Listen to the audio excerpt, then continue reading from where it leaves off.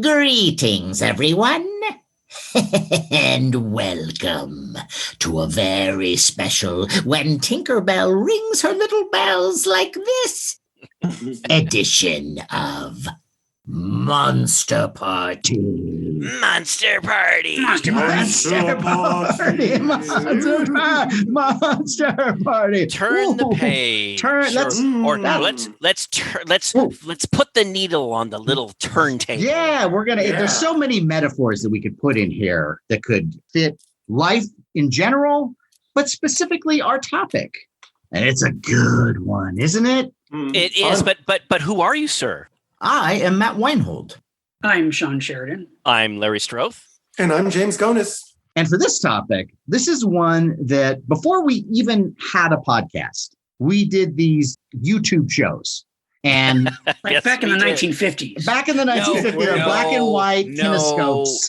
And they're quaint. And we all had crew cuts and leather jackets. Yeah, we listened to Bill Haley, and it was a different time. But anyway, this topic is one that we discussed during one of our YouTube shows that is now lost. We don't know where it is. It might surface someday, but who knows? It's a conspiracy. I'm curious as to what this amazing topic is. The topic is books and records. Books and records. Books and records. Now, we're not talking just any books and any records. No. We're talking genre books and records, and genre books and records that shaped us, that we grew up with, that when we were little kids, we stumbled upon, and they lit this spark within us to become the uber nerds that we are today. And I don't mean the ride-sharing company. I mean it's like books and records that had lots of pictorials and coffee table books, or just like guides to monster movies and books and records. Because that was a big thing, the books and records. And there was a time when you would get this thing that was a book, and it was usually almost like sometimes they were storybooks, sometimes they were comic books, but it came with a record. You put the record on, you'd listen to the record, and you'd read the story along with it, and it would help you learn to read, and it would entertain you, and it was just pure fun. But some of these books or some of these records, we may have looked at these over and over and over again. And because this was like before the internet, before all the digital, everything is at your fingertips. This is like, for the young listeners for this podcast, it's like this was our world. This was our avenue to this stuff. It was really through this physical media. Which is, everything's so different now, but back then this stuff was precious to us.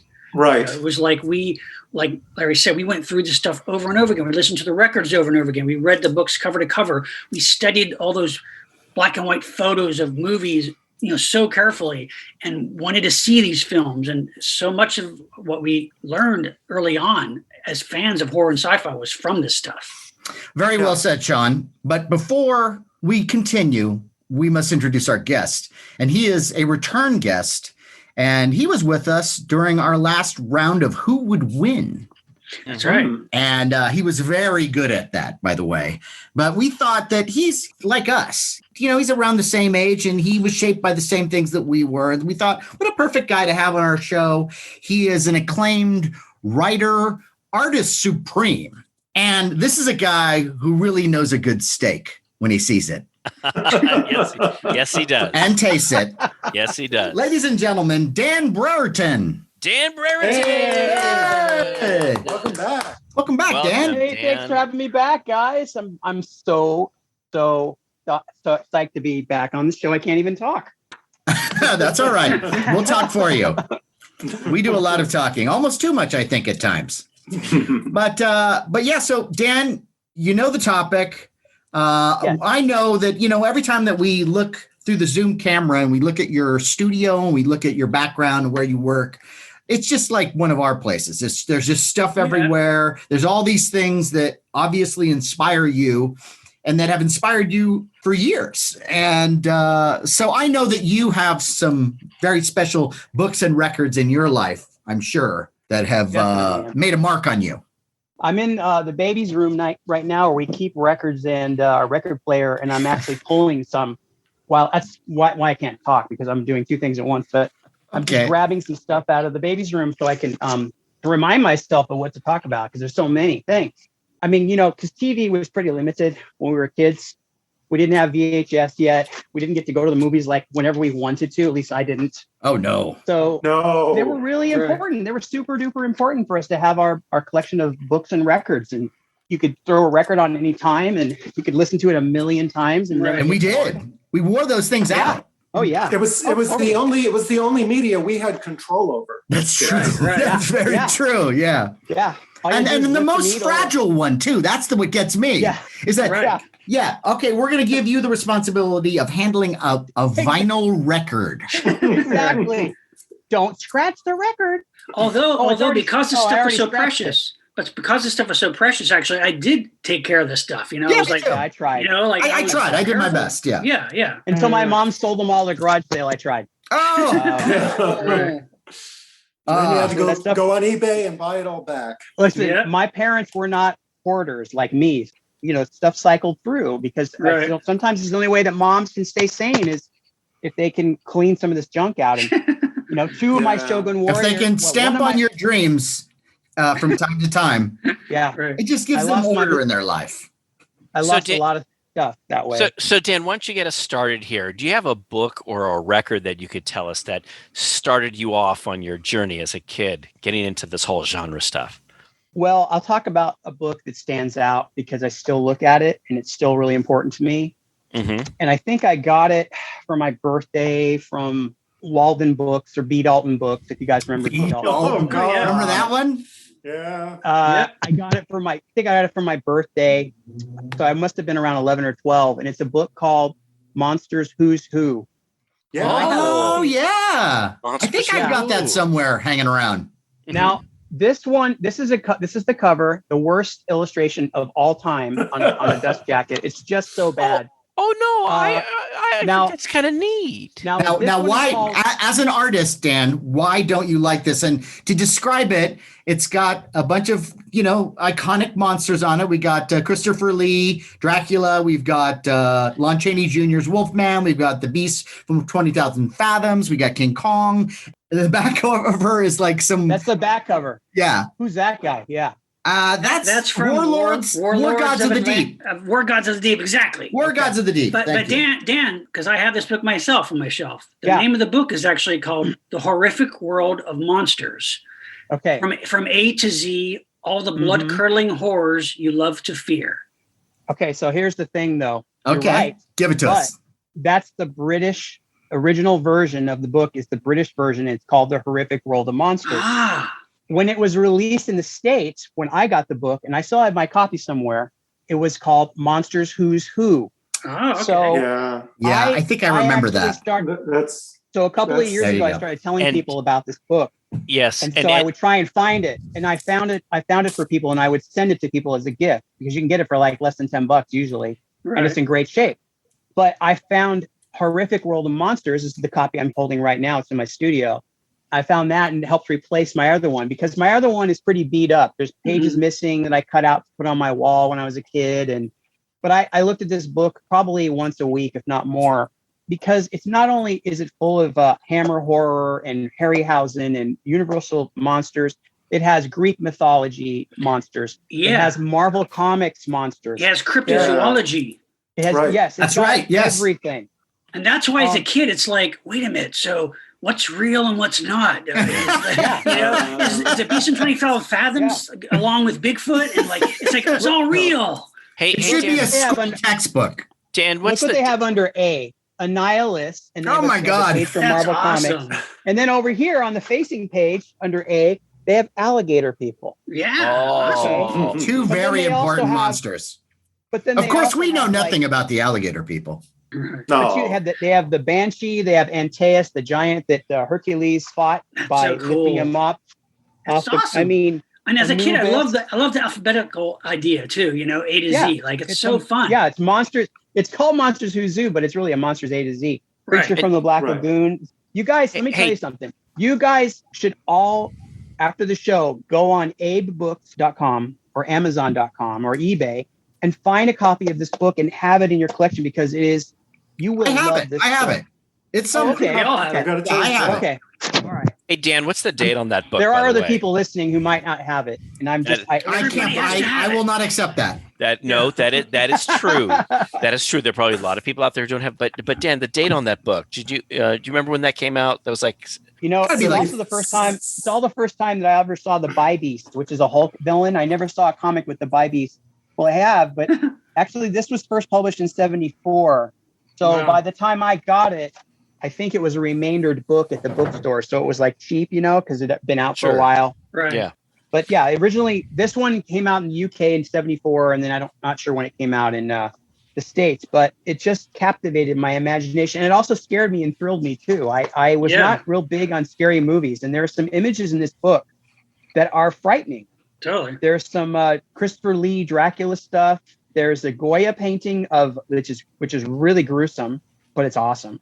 I do recall seeing that for sale in the back pages of Famous Monsters magazine, Okay. back in the '70s. But Makes perfect sense. that's a great one. Nice. It one. is. It's funny, those kind of books. I remember going into like B. Dalton Books or, one of those big bookstores. Yeah. And it would be like every time I'd go, it seemed like there was a new crop of these giant coffee table books, brilliant pictures, really crisp and clean. And and they'd have some of the shots that were repeats from other books.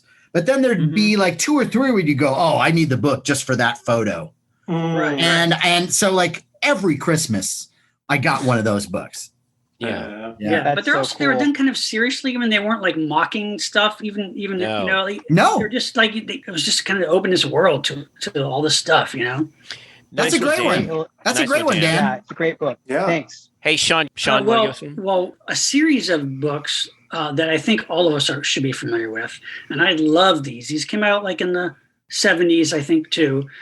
It was a series of smaller publications, but they were great, and they were the Starlog photo guidebooks. I was hoping you were going to bring this up. These were great because they were exactly what they said they are. They're photo guidebooks, and they would each be a little subcategory. So you had Starlog photo guidebook to aliens, from like the Silence to the to the most recent up to that point, like Alien, and it was I think it was alphabetical too, but then they had one on robots, one on spaceships, one on weapons, one on villains, like sci-fi villains, Fantastic Worlds, and they were so great, and a lot of color, and they would cover TV, they would cover movies. Just really cool. And stuff that we weren't necessarily just as Americans always familiar with. Like I remember the spaceships one I really loved. Yes. And they did an expanded version of it. Yes. It was tremendous.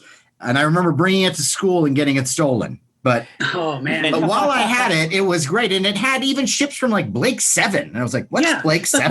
But they would describe like the ships. They would have a photo, and they'd have blueprints and things too. Yeah, and Sean loved it. Sean, the dates of these weren't just like 81, 82? Yeah, you're right. I think it was late 70s, early 80s. Yeah, I mean, they made it several, and but man, I collected Starlog as well, the magazine. And I think probably that's where I saw maybe the ads of those books in Starlog. And I think I got most of them. I still have most of them. And they're just great. I love them. Cool. Love them. Yeah, that's great. That's one, Sean. Nice. James? I'm going to go into a pair of record albums here from Pickwick Records. Remember Pickwick? Yes, I do. Yes. This was a record company that didn't bother to put insert sleeves into the cardboard. You just pulled out the record. Wow. And one of them was called Sounds to Make You Shiver, which had a gorgeous cover. I have this record. And it was a lot like the Haunted Mansion album. It was just sound effects. Right. Creepy sound effects, shutters that were banging and the howls off in the distance. The cover was really, really cool, but the listening experience was a little disappointing compared to the cover. But this other Pickwick album, which is called Sounds of Terror. I have that one too. Yeah. Made up for that in spades. I have it too. I'm holding it now. Wonderful. There you go. Wonderful album. James, describe the cover. Describe the cover. What's on the cover? Well, it's an illustration of a vampire with blood dripping from his fangs. And it says, "Listen to this horror if you dare." I mean, they put a cover of Monster Mash on it just to make it a little more sellable, but it's redundant because the wonderful thing about this record is that the tracks are like mini monster movies. You got one track based on The Mummy, one based on Jack the Ripper, Jekyll and Hyde, Frankenstein, Dracula. And they are narrated by people doing voices from, what you would think is the period. Like you've got like a Bobby, a British cop, doing a Jack the Ripper introduction. What's all this then? Yeah. And then, and then after the narration, it goes into this sort of like, okay, you can picture the horror that's happening. And there's even an exorcism on site too, where if you hear the power of Christ compels you, the power of Christ compels you. And as a kid, this was awesome because I didn't have to wait for a monster movie. I could just play this record and imagine all these things. I love it. Right. I love it. Hey, James, read the back. Because the back is genius. Horror. This is a trip into the uncharted regions of the unnatural world of horror, a region where the supernatural takes over the minds of men. And women. Well, it's a different time. It was a different time. It is that place where the fiends lurk, ready to plunge their fangs death deep. If you dare, turn out the lights and play this record on your phonograph. Gasp and scream as the victims plead in vain for mercy or quick death. If your heart is too weak for this journey into terror, do not play this record. Your nerves will jar to the grotesque inhumanity of man to man within. The screams you hear may be your own after this diabolical detour into madness. Wow. See, and as a kid, of course, wait a minute, there's more. There's more. That's only half. That's only half. Oh my God! But like, you had to listen to it after you read that as a kid. But listen to this. Oh, yeah. Can you stand the shock of hearing the exorcist battle Satan? Hear the unearthly sounds of the possession of the soul. Listen if you dare. Will the burning of the witches at the stake unhinge your mind? Does the screaming amongst the flames shatter your sanity? The evil blackness within this record is a journey into unbelievable terror. The evil blackness within this record. That's Line great. up, kids. Now look for listeners. I know what you're thinking. You're saying a record. Look, again, we didn't have VHS. A record. And, no. Listen, you're in your room. Yeah. You're in your room. You put this record on, and your imagination flows when you're listening to all these creepy sounds and stuff. And it's just magical. We went through that whole thing where we were labeling rock records and, Alice Cooper was evil and Twisted Sister and all this stuff. Yeah, no, we had that. And then this thing went right under the wire. 70s. Yeah, this totally. fucking thing, which the evil blackness within this record. They're telling you deep. right on the record. You've literally got dripping blood from the fangs on both sides of this record. Yeah, That's you're going to amazing. witness the grotesque inhumanity of man to man. Wow. Great for birthday parties. But back then, evil was more wholesome. Yeah. It was. It was a different time. was. It was way more fun. Black Guys, evil what was not James? as bad as Alice Cooper evil. That's true. Yeah, right. But James, or you guys, what was the other one though? There was like the one, I don't even know if it was just called Haunting, or it was like with the creature with the cloak and the claws. You know that one, Larry? It was like just sound effects. It was like haunted house sound effects record. It was really generic, but you'd see That ring I a bell? have one of those. Yeah, I have that as a cassette. I don't have it as an okay. album. But do you remember Yeah. the ad? It was like Yeah. this cool kind of bluish, I think, face. Is it any good? monster. Yeah. Yeah, I liked it. It was like there was like a guy being whipped like Yeah. on it and like screaming and it was crazy. James, I have both of those records, and just like you, the first one you showed, I was disappointed with, but it had a cool cover, and the second one was just great. But I'm going to bring up a book that I know that we all have, and this was like the staple monster book, I think, for all kids from the early 70s. I got this book when it came out back in 1973, and it was my Bible. I paged through this every frickin' day, and it's called A Pictorial History of Horror Movies by Dennis Gifford from 1973. The one. Yeah. That's it. We've all Yeah, had, look we at that. all have I it. got it. And the funny thing about this book for listeners, you could find this book. Sometimes it's kind of pricey now, but in Right. it doesn't necessarily. It's like imagine Famous Monsters, but it's packed with picture after picture after picture, Yeah, yeah. collages of all these different films and monster movies and images. And as a kid, you're looking at it and you're saying, "Oh my God, what is that from? What is that from?" Yeah, right. But the horrifying thing about this book is Matt and I, we've discussed this in the past.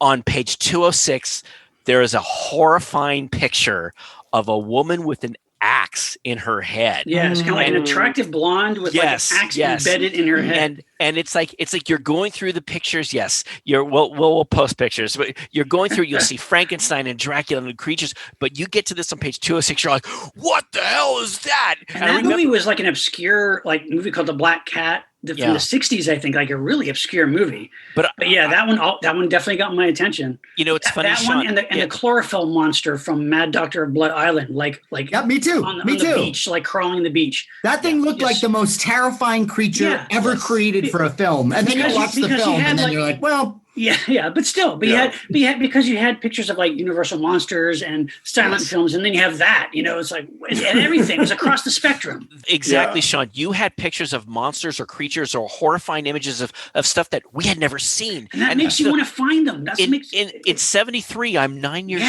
old, and it's like, oh my god, I have to find this stuff. But that book, I page for this book every freaking day. My book literally nearly fell apart. I have 2 copies of it. Matt, I do too. I was fortunate. I found this library copy that hadn't been used or looked at, and it had that special cellophane around it, and it's like my perfect copy. Yeah. I got a beautiful one, and then I have the one that I had as a kid, which is in still pretty good shape, but it the jacket's a little, Right. Mine is thrash, but it's like monster fans from the 60s and the 70s and the 80s. Everyone knows about the Dennis Gifford book. It's got a beautiful cover. Beautiful, and the back page is gorgeous, but it's just the pictures in there. It's just a collage of like monsters. It's like my favorite book. It's like one of the ones I treasure the most, and it's really the one that kind of shaped me as a young kid. Into monsters. Hey Dan, do you have this? No, I don't. Have you ever seen it before?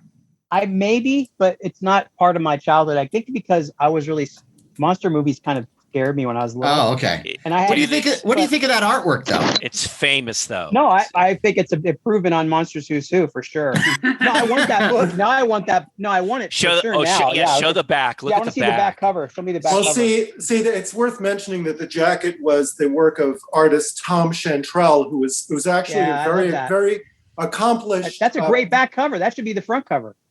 He was a very accomplished British poster artist, and there's that image of Raquel Welch from 1 million BC. Oh yeah, that was his poster. He did that poster. Oh, wow. And it's really cool. It's a gorgeous jacket. The book was reissued in paperback a few years later, but without the jacket. So I mean, I have the paperback, so at least that's not falling apart. But it's without the jacket, it's not the same. Yeah. Agreed. Agreed. Matt, Sean, I know you guys have this as well, right? Yep. Yeah. It was. And now I know Matt has a copy he can sell me too. Yeah, that's gonna happen.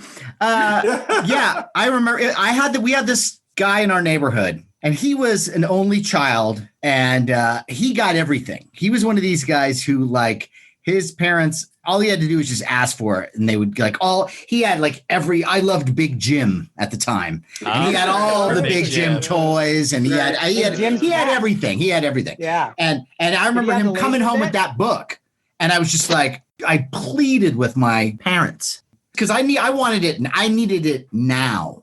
Yeah. Right. I couldn't wait for a birthday. You could not survive without it. No. And my parents were not into that. Like, hey, let's go get you something, and it's not Christmas or your birthday.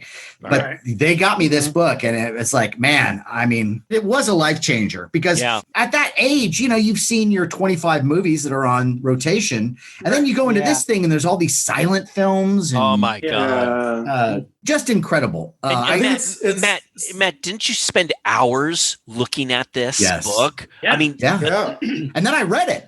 I actually read the thing. Yeah. And and it was I liked that book too, because I liked, for the most part, it seemed like he liked most of these movies. Yeah, it wasn't a super in-depth, It was pretty light criticism, but I would. Yeah. But what some of these books, and I'm sure we'll come back to, because everybody will, I'm sure, pull out a different one. But some of these books, you look at all the pictures and you're like, oh man, what a great book, and then you read it, and they're just shitting all over these films. And that's what I don't understand. Why did you pick this guy? How about getting somebody who loves all this stuff? Yeah, the encyclopedia doesn't critique history. Right. Right. Good. Very, very well said.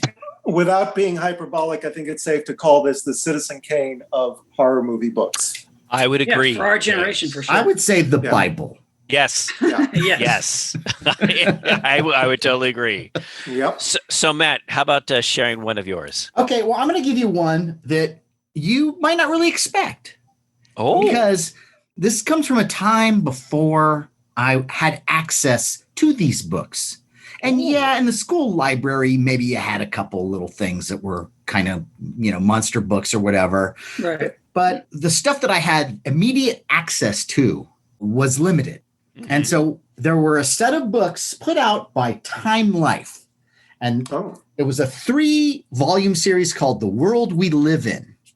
Whoa. And it would detail science and the history of the Earth. And like the first volume of this thing is called The First 4 Billion Years. Oh, and if you look at the cover is just this weird primordial landscape of Earth. And then you've got like the moon and it's all weird and red. And it looks like Solaris or something. Yeah. And it's like the Earth is just still molten. And that cover right off the bat got me. But then when you go into this book, I'll bet you guys will remember these pictures, but these volumes had a number of fold-out paintings. They were murals. And they were of dinosaurs. Oh my God. Yeah. Those are very famous. Those are very famous. Yes. And they're very famous. Like a mural landscape with dinosaurs on them. And dinosaurs. And what this artist and early mammals too. Early mammals and the artist, his name is Rudolf Franz Zallinger. Mm-hmm. And how he would connect these different time periods is that we would put like a tree, and that would be like where one age would stop and another would begin. Like Jurassic to Triassic or something. Exactly, right. Yeah. And he would put in all these different creatures within these murals. And I guess today some of it's not quite so accurate because we have new science, and that's to be expected. But I think he also did, aside from doing the reptiles, he did mammals. And then he also did the March of Progress, which is the evolution chart. Oh, wow. Yeah. And I just remember holding these books open and looking at these fold out murals. They would fold out of the book, big. And man, did I want to rip these things out of the book. They were my brother's books, and that would not have gone over well. Now they're mine. But the artwork is so beautiful. And it really, the landscape too, like the way this artist just puts you in that world, it really brings it all to life. Yeah, it was like a prehistoric scenes model diorama, in art. Yeah, right. But Matt, it's realistic looking. It's textures on the brontosaurus. There's textures on the triceratops. This is what the eggs, the crack eggs, and then you'd see all the funky plants. It all looked real. Yeah, it really looked like someone was there and like took a photo. Set up their easel. Yeah, you know what I mean? Like, and was I mean, it's just so great. And then he did another one where it was all the underwater creatures. Oh yeah, cool. And the same type of style, but these volumes were not all featuring just the art of Zallinger, but all the artwork was really cool. They do one where there's a slice of the Earth, so you get to see like, the molten core and all the different layers. And I remember that sparking my imagination. I love all those cutaway type. Yeah, me too. Artwork. Me too. I love that stuff. But I really, because I was trying to remember, like, what were the first books that really got, the wheels turning when it came to being this monster kid? Yeah, yeah. And I think it has to be these volumes, because I know that they were the first thing I ever saw. That's amazing. Man. And I'll bet you could still find them too. I mean, mine are kind of beat up because they're, the fact that they survived my brother and me is pretty amazing. Well, it's weird because they're kind of from that time when people would buy whole encyclopedias, Right. Yes. Yes. We did that. Yeah. Those days are gone. I mean, now people, I just look it up on Wikipedia. Yeah, you just look it up. My parents had like volumes of all this. We had a whole case of those encyclopedias. Yeah. But you're right, Matt. That's where you could look at realistic, scientifically accurate dinosaurs for, at least for the time. At the time. I know that this set was released a number of times. I think it was like originally released in the 50s, and then they just kept putting it out. And I'm sure that with each volume, I'm assuming they tried to, improve on the science a little bit here and there. Yeah. But I barely knew how to read when I first found these things. So I just looked at these fold out murals and just thought, man, if I could just jump into this and then jump out really quickly. Because there's a lot of monsters on that one page. Like Gumby. Yeah, exactly. Right. I believe I have a dinosaur book that's just of his artwork of dinosaurs. It's not. I think I know of what you speak. Yes. Yeah. But Matt, that's a great one. That's Thank you. Wonderful. So Dan, want to give us another one? One of yours? Oh yeah. Yeah, I do. But before I launch into that, I just wanted to mention there's another book that's a must-have along the lines of what we're talking about. I have it somewhere. I just can't find it. I can't lay hands on it, but it's called Life Before Man. And it's a very famous sort of prehistory book. It's lushly illustrated by the same illustrator. I can't remember his name, but he might have been Russian. He was a European painter. He was the one who did the very realistic paintings of cavemen, prehistoric men. And also animals too. But just like Matt was describing, like you're right there. Like he was right there painting away of these pre-Homo sapien people and hunting, mammoths. And it is an amazing book. And I didn't have it when I was a kid. It was one of those books that someone else's dad had in their, you know what I mean? Occasionally you'd run into it at someone else's house, like the Time Life books that we didn't have. Right. Someone always had them. Right. And I finally got a copy. Like I think mine's, I don't know if mine's a paperback or hardcover, but I just, every once in a while when I can find it, I pour through it because they're just, the illustrations are so beautiful. And when he gets into the Cro-Magnon and early Homo sapiens, you really feel like you're looking at people that this guy painted who were right when he probably did. Wow. He probably had these models and helped him sort of view life in these subjects. But I have to get this right up there with that. Oh, it's that's cool. And is it is the guy's name Zdeněk Burian?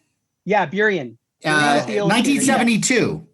Yeah. Wow. The stuff is the kind of stuff that you might have seen, like, I don't know if they ever did like an article in National Geographic, but he probably did stuff for National Geographic. And, we all grew up with National Geographic. Oh, yeah. I had a subscription a couple of years ago for about a year, and I was the only person in the house that looked at it, and it made me sad. But it's still a great magazine, even if the channel is kind of off the rails. Let me get real quickly. Let me get while I still have some.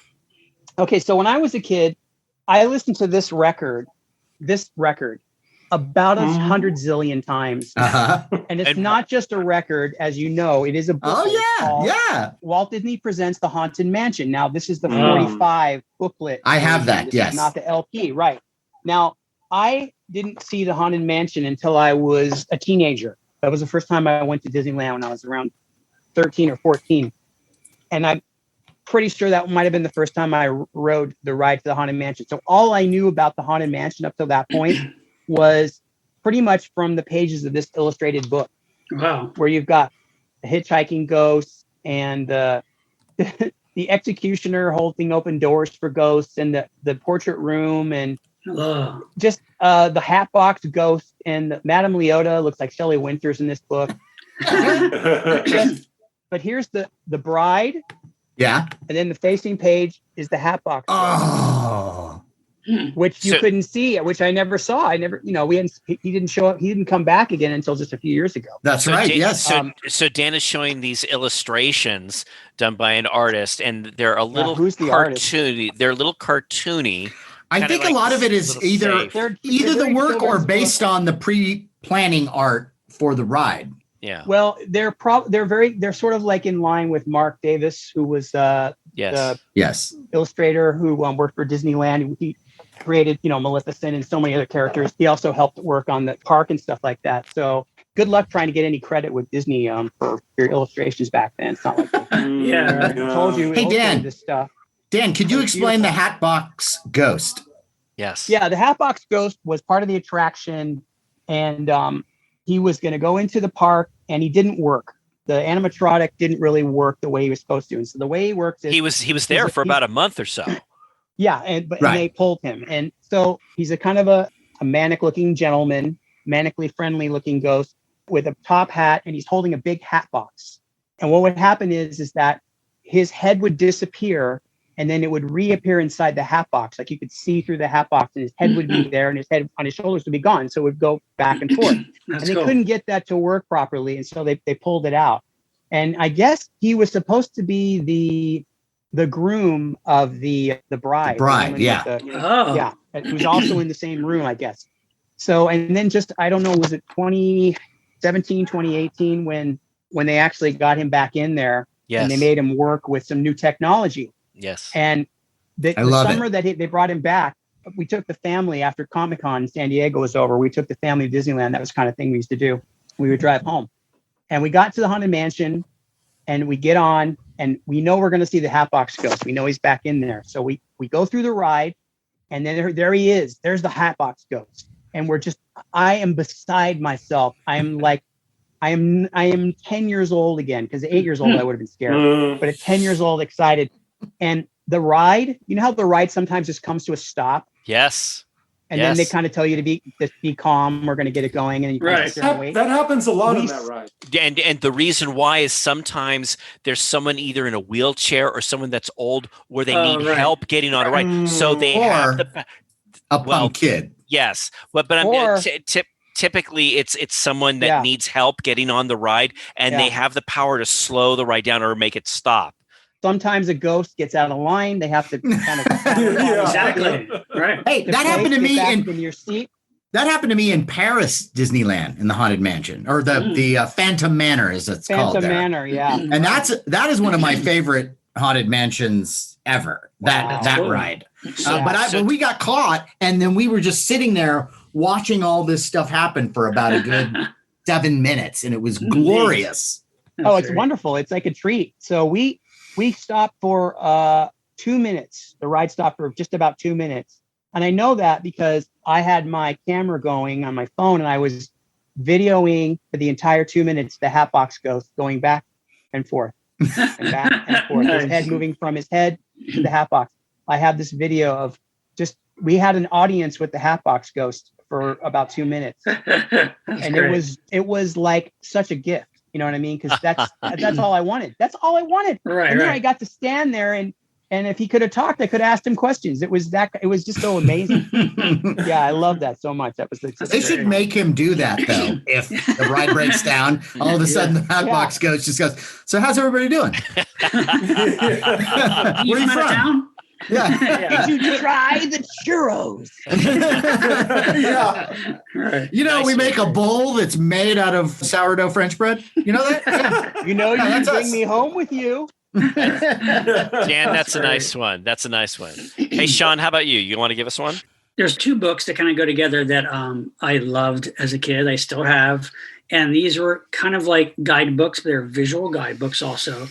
And the first one was called Barlow's Guide to Extraterrestrials. Oh, yeah. Great choice. Oh, yeah. Wayne Douglas Barlow, the artist, and I think the people also wrote on it was Ian Summers and Beth Meacham. And it was a great aliens from science fiction literature. And so it was basically, these beautiful, full color, full page illustrations of the alien beings from whatever book, from Arthur C. Clarke's.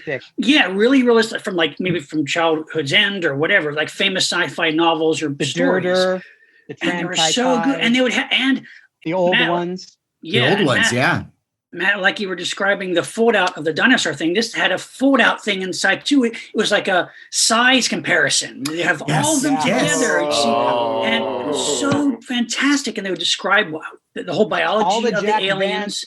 All the Jack Vance series of paperbacks, the Durder, the Noom. Yeah. All of those characters were illustrated in that book. And they also put another one called Barlow's Guide to Fantasy, Great Heroes and Bizarre Beings from Imaginative Literature. Which I didn't enjoy quite as much. Not as much. Yeah, it had some human characters like elves and things, but still beautiful books. And those really caught my imagination. I would just look, because I would do artwork myself, trying to draw the aliens and stuff. The Overlords. I mean, I remember that being almost like plucked from my mind. Yeah. It was so such perfect. Imagination and such reverence, they really put care into them. I mean, they're truly fantastic artwork, and those, I just love those. And maybe seek out some of those books, and just great. Hey, Sean, also, later on, really beat up. after that, I found, because I'm such a big Lovecraft fan, there was this book that came out called Cthulhu Monsters, which was patterned after that one. I have that one too. And it's really it's all great. Lovecraft, right? Yeah, and it's all Lovecraft creatures. Yeah, done in the same kind of style I've as the never Barlow seen ones. that. That's Yeah. beautiful, Oh, man. great. I've never seen it. And I think it's Who's the illustrator? Is that Chaosium? Is that a Chaosium? it's Chaosium. Oh no, here we go. Yeah, Tom those are guys Sullivan. Tom Sullivan. Yeah. So That's a Tom great one, Sullivan too. is the artist. Yep. So it's just And, one artist? But it's great stuff, you know? I mean, it's like Yeah. Get to see like what Yeah. Yog Sothoth looks like. And, Yeah. you know, it's like great. and they also do a size comparison. But Wow. Sean, continue. You have another book. You have another No, it book? was those two. It was Those the two? extraterrestrials and the fantasy one. Those One of are my two- first two of the jobs Barlows. was for Chaosium when I was still in Really? art school. Wow. Yeah, Cool. I did some RuneQuest troll modules, and Nice. I really wanted to do some Cthulhu, some Lovecraft stuff for them, and I did some drawings. And they didn't hire me to do that. They hired me to do trolls, which aren't as fun as Lovecraft. But No. yeah, they paid so little. Those guys, Really? Oh. they still do. Yeah. Yeah. Well, Sean, those were nice 2 books. Those were really there's nice. I still have them. They're great. James, All right, you wanna give James. us- James, your turn. There were 2 books by Scholastic that I wore out because I love these little books, and they're digest size. One of them was called Monster Holidays, and it was written by Norman Bridwell, who created Clifford the Big Red Dog. Oh my Really? God. Wow. Ah. And it features the Mummy, Frankenstein monster, Wolfman, and Dracula. And it gives you suggestions on what you can do with the monsters during the holidays. Like if you can't afford a Christmas tree, you can plug the lights into Frankenstein's electrodes, and he will light up the Christmas tree. I would do that. It's very cute, and it was also fairly respectful if you love monsters. It was Right. It didn't trash the monsters. But the one that I loved even more was called Movie Monsters. Monster, That looks familiar. I think I may have It had does have look that. familiar. I have that monster book. Yes. makeup and monster shows to put on. And about the first half of the book, it's got all of these illustrations and descriptions of the monsters in the movies up until 1974, because it includes Young Frankenstein. James, And is then- that by Alan Ormsby? It is by Alan. is. Oh my God. Yeah, Wow. Alan Ormsby, the writer and Wow. actor from Children Shouldn't Play with Dead Things, and he co-wrote Cat People, Wow. Cat the remake, People. and I mean, It's from 1975. that's awesome. The bulk of the book is about doing your own makeup effects on a budget. If you're a kid and your resources are limited. Yeah, because And- Ormsby was a makeup artist too. I think he did some of the zombie makeup in Children Shouldn't Play with Dead Things. Yeah. And one of the things that I remember actually doing as a kid was that you could take a paper bag and put it upside down in your head and be the Frankenstein monster. That's awesome. That's good. And it actually worked Good. out okay. That's great. That's a good suggestion. So, this book in particular, I treasured. I've had it all these years. I love it. And Movie Monsters by Alan Ormsby and Monster Holidays by Norman Bridwell, Scholastic Fantastic. Publishing. Nice one, James. Nice one. All right, Stroth. Okay, you. well, I'm gonna move it a little bit to the toy world. Now, Okay. I was obsessed with any kind of monster toys. Like Sean brought up earlier, the Starlog books. This is a Starlog photo guidebook from 1980 called Science Fiction Toys and Models, Volume 1. And it was written and compiled by Stephen J. Stanstreet, and it was presented by Carrie O'Quinn and Norman Jacobs. And the thing about this book, it was the first time I had ever seen Robbie the Robot and a toy from the 1950s and 60s, and it had one of the rarest toy, the Robbie and the Space Patrol car. So it's such a beautiful book. Yeah. That is great. And in my Patreon video that I did when I talk about Robbie the Robots, I actually mentioned this and I showed this picture, but it really changed my life. My goal was to track down and find each of these Robbie the Robots. Now, not only was that book so instrumental to me trying to find robots and stuff. But also in 1984, there's the book called Battery Toys, The Modern Automata by Brian Moran. Now, people within the toy world who specialize in collecting vintage battery toys, they all know this book by Brian Moran, because Brian Moran, what he does is in the section, there's a section on cars, on, let's say, animals, but there's a whole section on science fiction robots. And also there's a section on monsters. And it totally changed my life, because this book, which has two spooky, kooky trees on the cover, in that book, it was the first time I had ever seen the battery-operated Godzilla toy, the Baragon, and the Gyros monster figures. And of course, when I saw these in 84, it's like, oh my God, I have to find these toys. Right. I mean, you guys know how obsessed I get when I see some, I must try to find this. And so those two books really meant a lot to me. And these two books I totally cherish. In fact, the Starlog one, I looked through it till it almost fell apart. I had a second one. But those two books, the Starlog Photo Guidebook from 1980, Science Fiction Toys and Models Volume 1, and Battery Toys, The Modern Automata from Brian Moran. Two great books. And Steve Sansweet, who wrote the Starlog one, he's gone on to become the action figure guru for Lucasfilm, right? Yeah. Oh, okay. Yeah. Wow. Nice. I love things like that too, where there's a couple action figure books. There's like a Tomart one. Yeah. I'll show that later. Yeah, I mean, I love that. I love that one. And there for a while, that was like the one where I'd go like, oh, okay, so that exists. And they put prices in it too, which was ridiculous. But it also became like redundant after like the first week the book was out. Right. Sure. See, but listen, but it was fun though anyway. Listeners need to understand, when we were growing up, when this action figure guide, when these came out, I mean, you're thinking, oh my God, these figures I have, they're worth a lot of money. You know, I've got to be really careful with them. And for listeners, Matt has an amazing collection of action figures. Yes, tons of Mego and stuff. No, there's no but. The but would be, Sean's absolutely right. Some of these prices, that because it's either in the 80s or in the 90s, they're out of date. Yeah, way out of date. A lot of that stuff when those books came out was before eBay. You couldn't like go on and compare prices or anything. I mean, you had these books to go by, you know. It's like, and some of that stuff too is there are certain lines that I think there was a little bit of speculation of like, well, right now people really want, but tomorrow it's going to be a whole nother story. But I also think there was like a variation. It could sell between 200 and 400. Well, that's a lot. That's a big difference. Covering your ass. Right. That was good. Anyway, so Matt, you want to give us a couple? Well, there's one that is a very special one to me, and I know it's special to James as well. And it really made a mark on me and got my toes a-tapping. And the record is The Amazing Spider-Man, a rock comic. A record. Yeah. It is so great. This record opens up. James gave me one that is now still mint in package with the shrink wrap and the poster in it.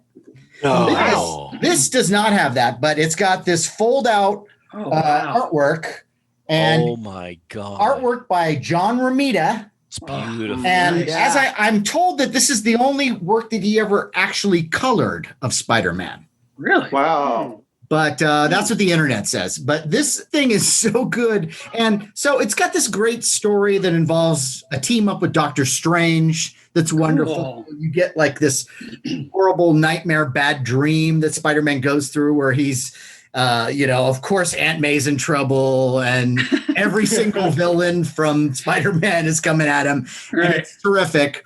Spider-Man is played by a much younger and alive Renee Auberjonois. Oh, wow. That's Peter Parker, Spider-Man. Wow. The Kingpin is Thayer David. Many will remember from Dark Shadows. Yeah. Yes. He had a great voice. Yes, a great voice. And the music is outstanding. It holds up to this day. And it's done by a band that they put together called the Web Spinners. But the Web Spinners. Is it like rock music? Or what? It's rock. It's like bubblegum. Really? It's rockin' bubblegum. Wow. And featuring vocals by Ron Dante of the Archies. Right. Nice. Wow. And yet other stuff that I read online, it said that he recorded the whole thing in one night. But that's because he's a Wow. pro. He's Ron fucking Dante, and he knows how to get shit done. That's And awesome. the songs are so They gave good him and 2 so weeks to do it. they right. He's like, no, all I need is a day, guys. And I'm going on vacation the other 2 weeks. And yes, you are paying for every margarita. So it's so good. It was of course available in different formats at the time because it was the Right, 70s. right. It came out in 72 by Buddha Records, and Nice. wonderful artwork. The songs are very catchy. Each chapter of this story ends with a song. And you'll love every one of them. There's one that's like a ballad, and I'm just not a ballad guy. Occasionally, but when it's the slower song, I'm kind of all right. But the upbeat rock ones are Right. terrific. Yep. And I just cannot say more nice things about this. But I especially cannot say more nice things about James Gonis, who found me the mint version of this Wow. thing. That's Nice. awesome. Wow. I miss being able to go to a record store and just flipping through Yes. vinyl record albums Yeah. because I did it so much when I was a kid that it's like a sense memory. It's like whenever I Yeah. can go into a vintage store now or even a Goodwill and flip through records, it's like, oh, it takes me back. This was a happy place. Yeah. But yeah. Matt, there was another album that came out later that was called Right. Spider-Man Rock Reflections of a Superhero. Uh-huh. That Yeah, had a that's really one I cool know. cover. He was looking in a mirror. And Not the songs are not quite as no, but it was sort of like a companion piece to that one. it is, but and I always for a while I got those confused because I thought they might be the same thing repackaged, Oh, Yeah, you would But- think. Yeah. but they are not. No. No. But I mean the fact that you've got and this is The Amazing Spider-Man, a rock comic, one word, okay? That's great. So you've got this record was advertised in Foom, remember Foom? Oh yeah. Friends of Old Marvel. Yeah. That was like their fan club magazine, Marvel's magazine. Yeah. And then also advertised in Cream. So, you know what I mean? Remember Cream? You're hitting all the bases. Yeah. Wow. Nice. Very cool. All right, Dan. All right, Back to Dan, you. back in your corner. Okay, I have a record that I listened to a ton when I was a kid, and maybe you guys will recognize it. Maybe, I don't know, you might recognize Monster Mash. I have Yeah, that. yeah. I had Yes. it too. Yep. Yes. I don't know this one. What is I have- this? I have a love-hate This is relationship with it. Oh, okay. Well, Pan. Dan, go first. Tell me, what is this thing? It's Peter Pan Records. It's something you buy at the grocery store, and with all the great records they had at the grocery store. But it's one of those things. It cost I don't know, $1.50 a couple or- It was like a Yeah, dollar something like 59 or a that. dollar 99. Yeah. Yeah. Now, I listened to this a lot. So on the cover is an illustration by George Peed, who did a lot of illustrations for Peter Pan Records. He did the illustrations for another horror-related spooky one of sound effects that I don't have, but the illustrations are even scarier than this one. And I used to stare at this all the time. I like the vampire. They're not character on there. No, completely It- scary. it's I'm like not saying- for listeners, Let me- the vampire, let me the go back. Dracula, Let me go and back. Frankenstein are a little goofy. They're It's kind of not- happy it's not as they're scary. dancing. They're dancing. And there's a super hot cover. either vampire or bride or Okay. Frankenstein, whoever that is in the back. It's a Let me go vampire, back yeah. and say that neither of these things I'm talking about are scary. The other one And there's a monkey scared you. in the band. a little scarier because it's not madcap, groovy ghouly style like this is. So I see. so Okay. the cover has Frankenstein, Dracula's sort of vampire bride, and the Wolfman, and the Purple People Eater, and the Mummy, and they're all kind of getting down and dancing crazy. And the band are a bunch of like chimpanzees playing.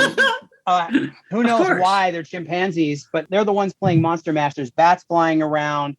Frankenstein's wearing a very kind of 70s kind of polyester pantsuit kind of deal.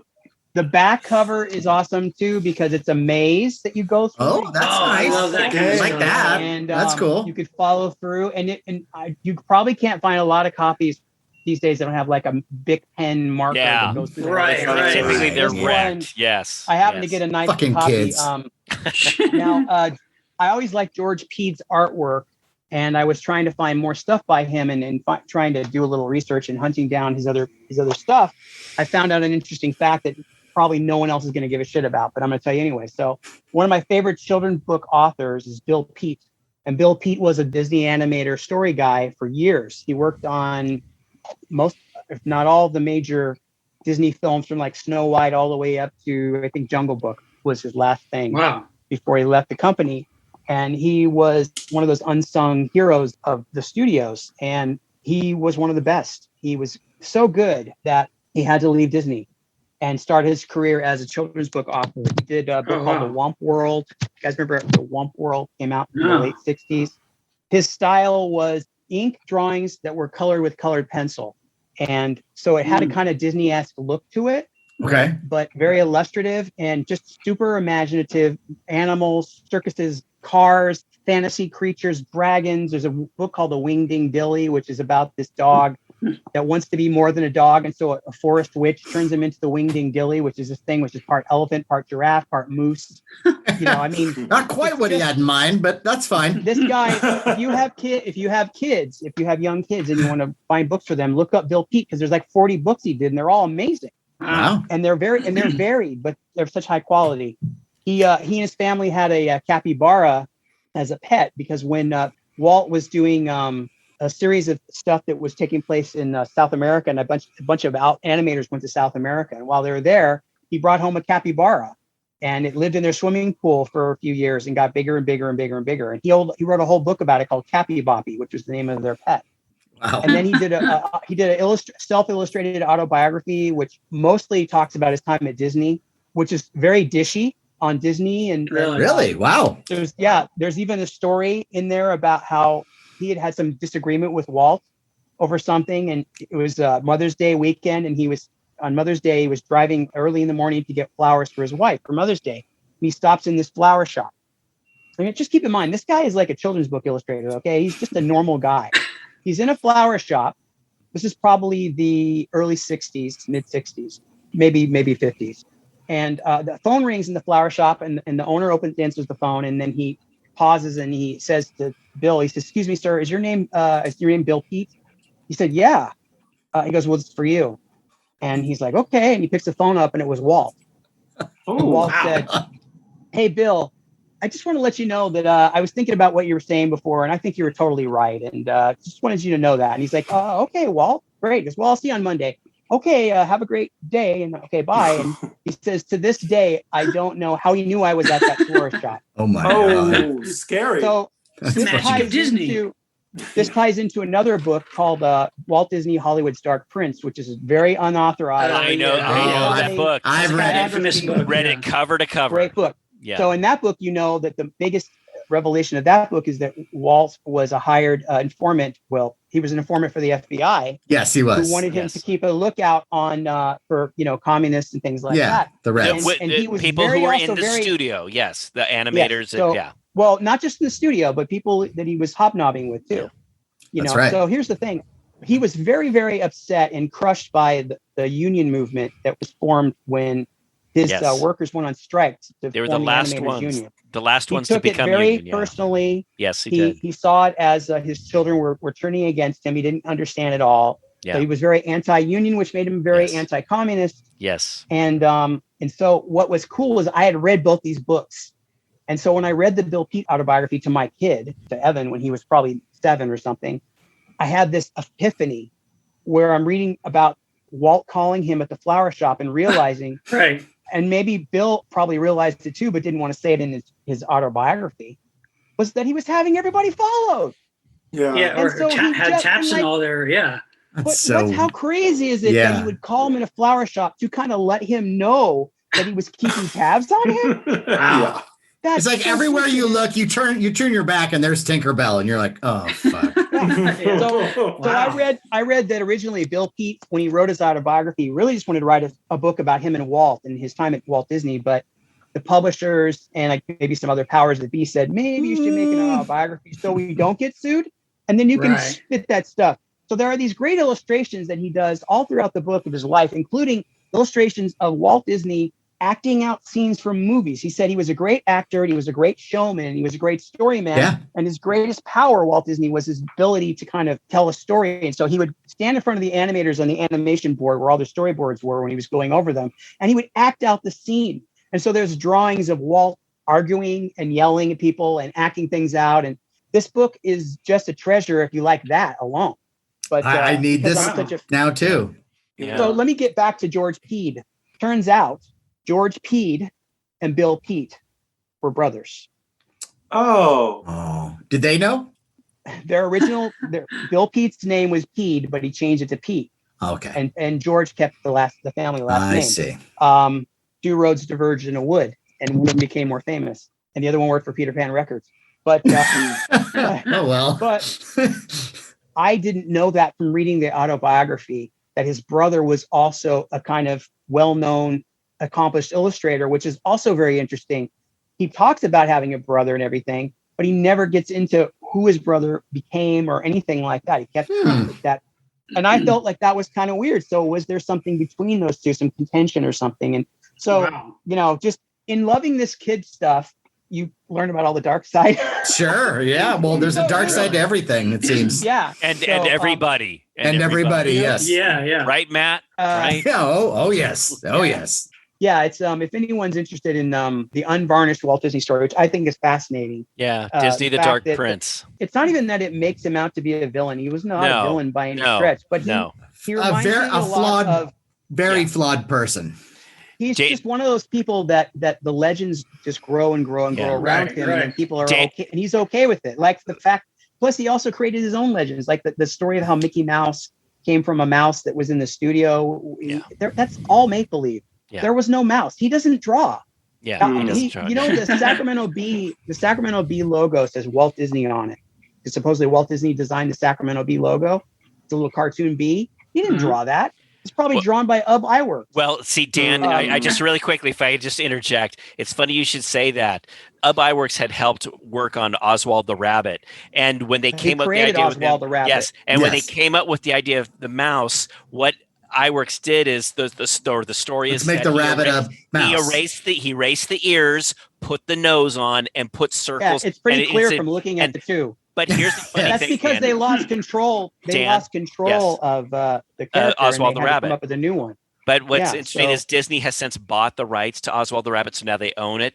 But Dan, what's really interesting is, hooray, kids! Years and years ago, I was at a party. Of people who worked in the amusement park industry, and I had just finished reading Disney: The Dark Prince, and who was there was Ub Iwerks' son, who he had worked for Disney for years. Yes. And so I got to meet him, and I said, "Oh, Mr. Iwerks, this is such a thrill to meet you. By the way, I just finished reading this book called Disney: The Dark Prince." Before I could say another word, he held his hand up and go, "No, that book there's not a single bit of truth in that book. That's all lies." That's the son saying that. That's the son saying that. And he was just trying to rip into that book. And all it did to me is it made me think, oh, there's a lot of shit that's true. Well, the thing about the book is the book is not sensationalist at all. It's all very well researched. But in fairness, I think there's some things I think that the author took some liberties in trying to figure out, but other things are documented. About what you said about the whole how Disney was the last studio to unionize. He hated the union. That's all true. It's documented. Correct me if I'm wrong in this part of the book where they talk about how, he would follow all these people, and somehow because he was hanging out with all these people who were lefties and to get information, like they ended up opening a file on him. Mm-hmm. And then when he wanted to do one of these specials for the Wonderful World of Disney where they go into the FBI, they denied him or something like that. And then so from that point on, he felt slighted. Yeah. And so when you see these movies like The Cat from Outer Space, there's always like a fumbling FBI guy. Yeah. And so I don't know if any of that's true, but no, you know what? It's very true that those films, I just watched one with my kids on Disney Plus, and they make the FBI guys out to be just these total jackholes, bumbling idiots. All interesting stories. In defense of the book Hollywood's Dark Prince, he actually supplies documents that you can see in the book True. including the paperwork that shows that Disney was an informant. So I don't really think of it as tabloid journalism. What I think of it is people are so protective of the Disney myth and the legend that they want to think that Disney was all these things. And what he was a very successful person. But that's another thing too, is Disney Studios wasn't always successful. They lost a lot of money until a certain Sure, yeah, they went through different phases. Yeah.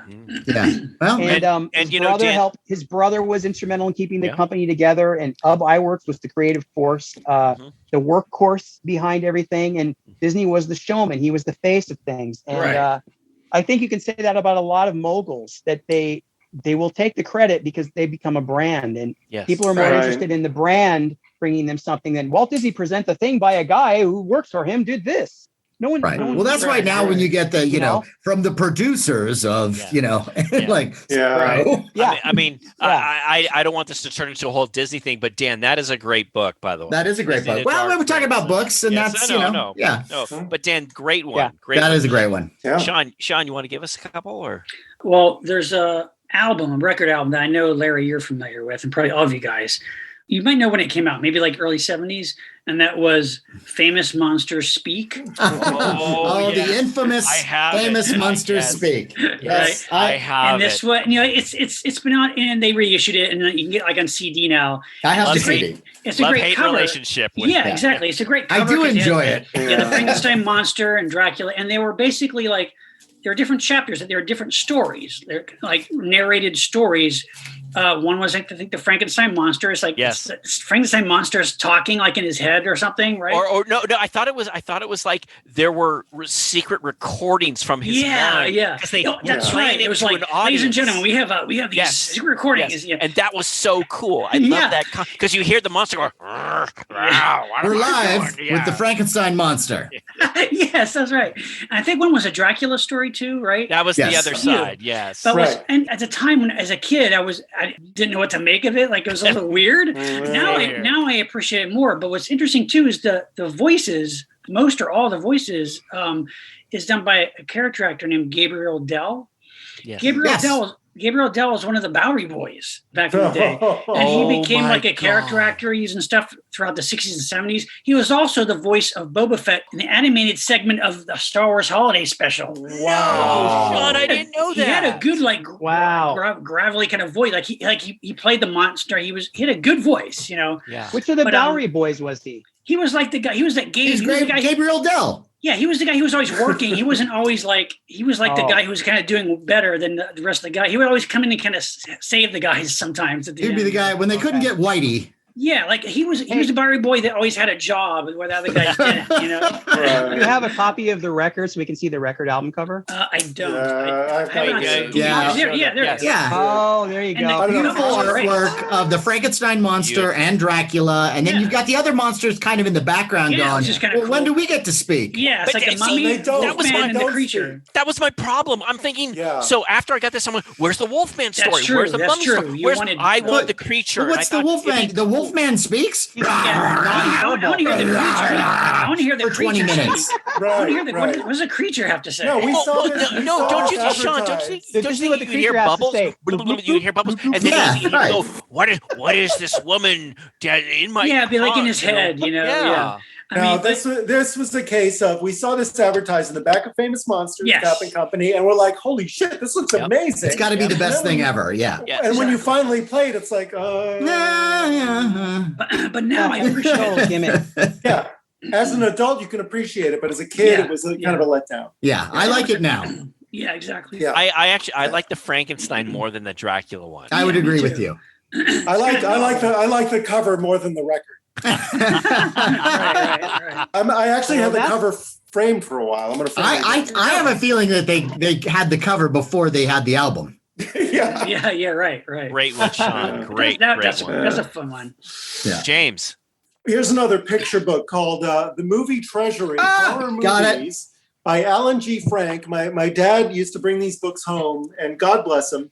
And this was a British book. And the amazing thing about it was, even though it covered a lot of the Universal monsters in stills, and I was familiar with the Universal film, but I wasn't as familiar with the British films, Hammer, Amicus.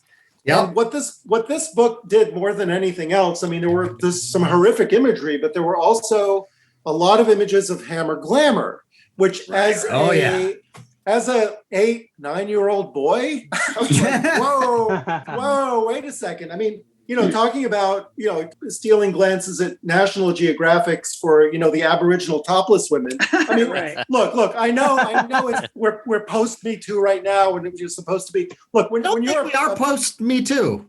I think we're during. We're in Me Too, right? Yeah. But as a pubescent kid, who's like, again, this is pre-internet, okay? Right. You're curious, and some of these images, like in Europe, there's a different, they're much more relaxed about toplessness, and there are some images in this book that are, it's like, whoa, when you're a kid of that age. So that was the take. There's always that picture of what is it? Stengard. Oh yeah. Yeah. And this beautiful blonde actress. And there's a shot that I think I first came upon in one of these books. And she's just naked, covered in blood. There you go. And she's got blood coming from her mouth, and it's just all over her breasts. And I remember looking at that and going, and the downside to being a vampire is? Well, that was also, that just as an offshoot real quick, we all grew up on Famous Monsters, but remember Castle of Frankenstein magazine would have some nudity. Oh, sure. They would have some of those kind of glamour, like, or European films where they had naked women being attacked by a monster. So that was a little more adult magazine. And the Hammer magazine. Yeah, exactly. Right. And then Alan Frank, so there's this one, and this was the one this was like, I think the next book I got after getting the Pictorial History of Horror Movies.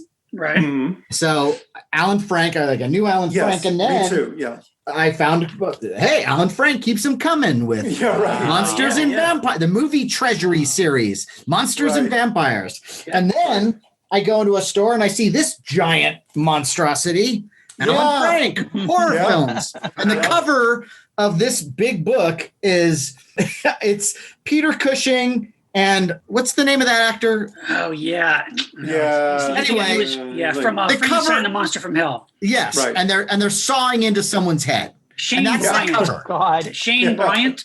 Shane Bryant. Thank you. But Alan Frank was he kept them coming. Yeah. And as a kid, back then, I mean, we're talking 1974, and parents would bring these books home. It's like, it's like Famous Monsters. Right. When you're a kid, it's like, holy shit. Hey, that's Ingrid Pitt. Yeah. Well, I was lucky. My parents, I don't think they ever once looked in the books. Like when they would buy them for me, they'd just go, oh, you want that? Okay, great. Monster stuff, sure. No, it's got, and then, they flipped on one page and they probably saw Godzilla and they went, no, it's fine. Right. Yeah. That was my big takeaway from this. But there was the Amicus, stuff and lobby card reprints. And, and I think a lot of these books have in common that Trog is represented. Which is always a good thing. Yeah. But that's that made an impact. Nice one. Good one. That's awesome, James. That's awesome. Well, so back in like 73, 74, I've already met my parents realized, okay, this kid is like, he likes monster stuff. And so for my 10th birthday, I got 2 books that, again, I've cherished to this very day. I was a huge fan of Boris Karloff, and my parents got me the films of Boris Karloff. Oh, nice. From 1974. And this is by Richard Bajarski and Kenneth Beals. And what's so amazing is it goes through his career from his very first film, The Silence, all the way to the last films he ever did. Nice. But what makes this book so special to me, though, is I've treasured this book. This was like one of my favorite books. Years later, I took it to Monsterpalooza, and I was able to get it signed by Sarah Karloff. She actually signed. Oh, that's nice. So that was really nice, and she was just so sweet. That's great. We asked her a couple questions. My daughter was there. She got to meet her. It was really, really cool. But at the same time, for that same birthday, not only did I get that, but I also got a book called Heroes of Horrors. Oh, yes. I have that book too. Calvin Thomas Beck from 1975. And listeners, this was the greatest book because in it had a whole chapters on Lon Chaney Sr., Bela Lugosi, Boris Karloff, Lon Chaney Jr., Peter Lorre, and Vincent Price was the last one. And what was so cool is when they had on the first page where it had their name, it showed the day that they were born and the year that they passed away. Vincent Price only had the year that he had born because he was still alive at the time. Right. And it just gave a synopsis of each of these careers. So those two books, a full one all on Boris Karloff, and this one that was like all the great horror actors. I mean, I loved looking through this book. These were like two of my favorite books next to the Dennis Gifford book. That's cool. Nice. I love it. Very cool. I would like to talk about kind of a wave, a genre, and that was the book and record set. And so the first ones that I ever got that featured that were Disney ones. And I think I had Peter Pan. Yeah. And so in the intro that I did, I was quoting what they would tell you to do when you would listen to the record. Oh, right. Tinkerbell would wave her magic wand and you'd hear ring. And that meant that you're supposed to turn the page. So you'd read along with a book, a storybook that had pictures, and you'd play the record and you'd get the story of Peter Pan, sort of whittled down. The Castle Films version of that. Right. And then on the other side, if I remember correctly, they would have songs from the movie. A couple songs from the movie. Okay. And so I got those and I enjoyed those. But then, there's a company that really kind of knocked it out of the park in giving me what I really wanted. And that was Power Records. Power Records, which was a division of Peter Pan Records, did this thing where they got this deal with a number of franchises and companies, Marvel, DC, they did Planet of the Apes. And I had, and still have, many of these Power Records sets. And so what made these different from the Disney book and record sets is that they were more like a comic book. Yeah. So it was like a literal comic book, but it was the same thing. You'd play the record, but you'd read it was actually an issue that had actually come out. It was an actual existing issue that had come out previous to the record. So they actually were reprinting selected actual comic books. Oh, okay, yeah. Yes, that's true. And I had a bunch of them. I still have, like the Planet of the Apes series, I just love. The voice acting is so cornball and wonderful because you got some guy who's just like, they didn't tell him that this was going to be Planet of the Apes. They just brought him in. And he's just as square as can be. And there's one scene in Planet of the Apes in the movie, and I think I brought this up before, but I just think it's so funny that in Planet of the Apes, when Taylor finds Landon and his brain has been cut up, he says, "You cut up his brain, you bloody baboon." Right? Yes. Famous line. Famous line. In the Power Records version, he says, "You've removed his frontal lobes." So for the comic book and record, they're giving me actual medical terminology. Like, I guess that's bad. So from a G-rated movie. And it's a G-rated movie. People forget that. Yeah. I know. G meant a whole different thing back then. I mean, Matt, or maybe it was James, he gave me a copy of that on a CD. It was hilarious. It's so good. And they're so great. I mean, we would watch these movies. I hadn't seen them in the theater. I saw them on CBS when they were first run on TV. Exactly. And the great thing about Power Records was that you could relive the stories on a record. And the comics were great with the records on 45, but then they did a compilation of the whole thing. Right. Yes. Put it all on one thing. Yeah. Beautiful cover artwork, but they did not adapt Conquest. Yes, that's right. And I think even then I realized that Conquest was just too dark. There was no way to whitewash it's apocalyptic. Yeah. You cannot open a children's record by the narrator describing that all the dogs and cats in the world have died. And torture scenes. Can you imagine the torture scene? Like Caesar? No fucking way. And then if they would have ended it the way that it was supposed to end, right? The director's cut, that would have been great. I think as a kid, I had a Marvel superhero Power Records one. It was Captain America and the Falcon story. Yeah, the Phoenix Shall Arise. That may be it. Yeah, I love all the Marvel superhero ones. I love. I have most of them, but what I really loved was they did all the monster ones, the Marvel monster ones. Oh, right. I am insane for the Marvel monster series. Tomb of Dracula. I mean, Werewolf by Night was the first comic book I ever followed. And so they did Monster of Frankenstein, they did Dracula, they did Man-Thing, and they kept putting these things out. And then you could tell, like, towards the end, I have a feeling like I'm looking at the list of the ones that they did, and towards the end they did like Little Women. And you're like, you're like, well, okay, I guess this is the end. Well, there's that scene in Little Women where they cut out the frontal lobe of one of the girls. No, he's right. He's right, Larry. He's right. That's how it ends. Larry, why are you so worried that people are going to think that? Really? Really, Larry? All it'll do, Larry, is make people read Little Women. Yeah. Yes, but then they're going to be disappointed. They're going to go, "Where's the cutting scene?" I love the fact that they're going to be disappointed. I like the fact that you're reading Little Women, this classic of literature, and they're like, shit. They didn't cut out anybody's frontal lobes. This is great. Okay, well, Matt, that was end with a Mexican standoff showdown battle royale. They're all left hanging on the snow. Well, Matt, seek these out. You can still get them, and you can still get them in pretty good shape too. Yes. Yeah, they're nice. still hilarious. They're all awesome. right, Dan. Back in. Don't get them in a comic shop. They're super expensive at a comic book convention. Right. I agree with you. Yes. Yeah, it's insane what these guys get them on eBay. I still don't. I have all the superhero ones. I have Man-Thing. I have Conan. I had them when I was a kid, and I rebought them later. Yeah, me too. Star Trek. I got a lot of the Star Trek ones. Wow. I can't find Frankenstein and Dracula, though. I can't find the werewolf. I can't find those ones. It's called Curse of the Werewolf. They're expensive. Yeah, nice. I was a big fan of those. I listened to those over and over again. And they were weird.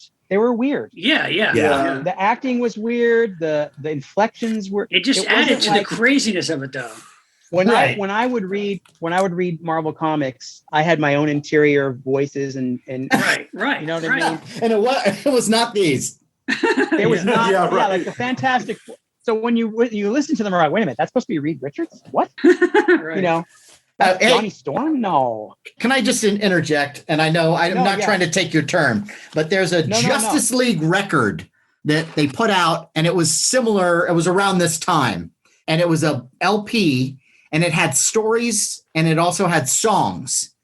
And the songs were done with like a guy in an organ, and it was like, and the Justice League, dun dun dun dun dun of America. And then they do, and then the Justice League song is like, call the roll, and then they do the roll call. And so you have all these different voices that you hear. They're supposed to be like Superman, Wonder Woman, and Flash. And then they get to Batman, and it's like, Batman. What? Batman and Robin. Surprise. Yeah, but there's a Metamorpho song on this record. Yeah, Metamorpho.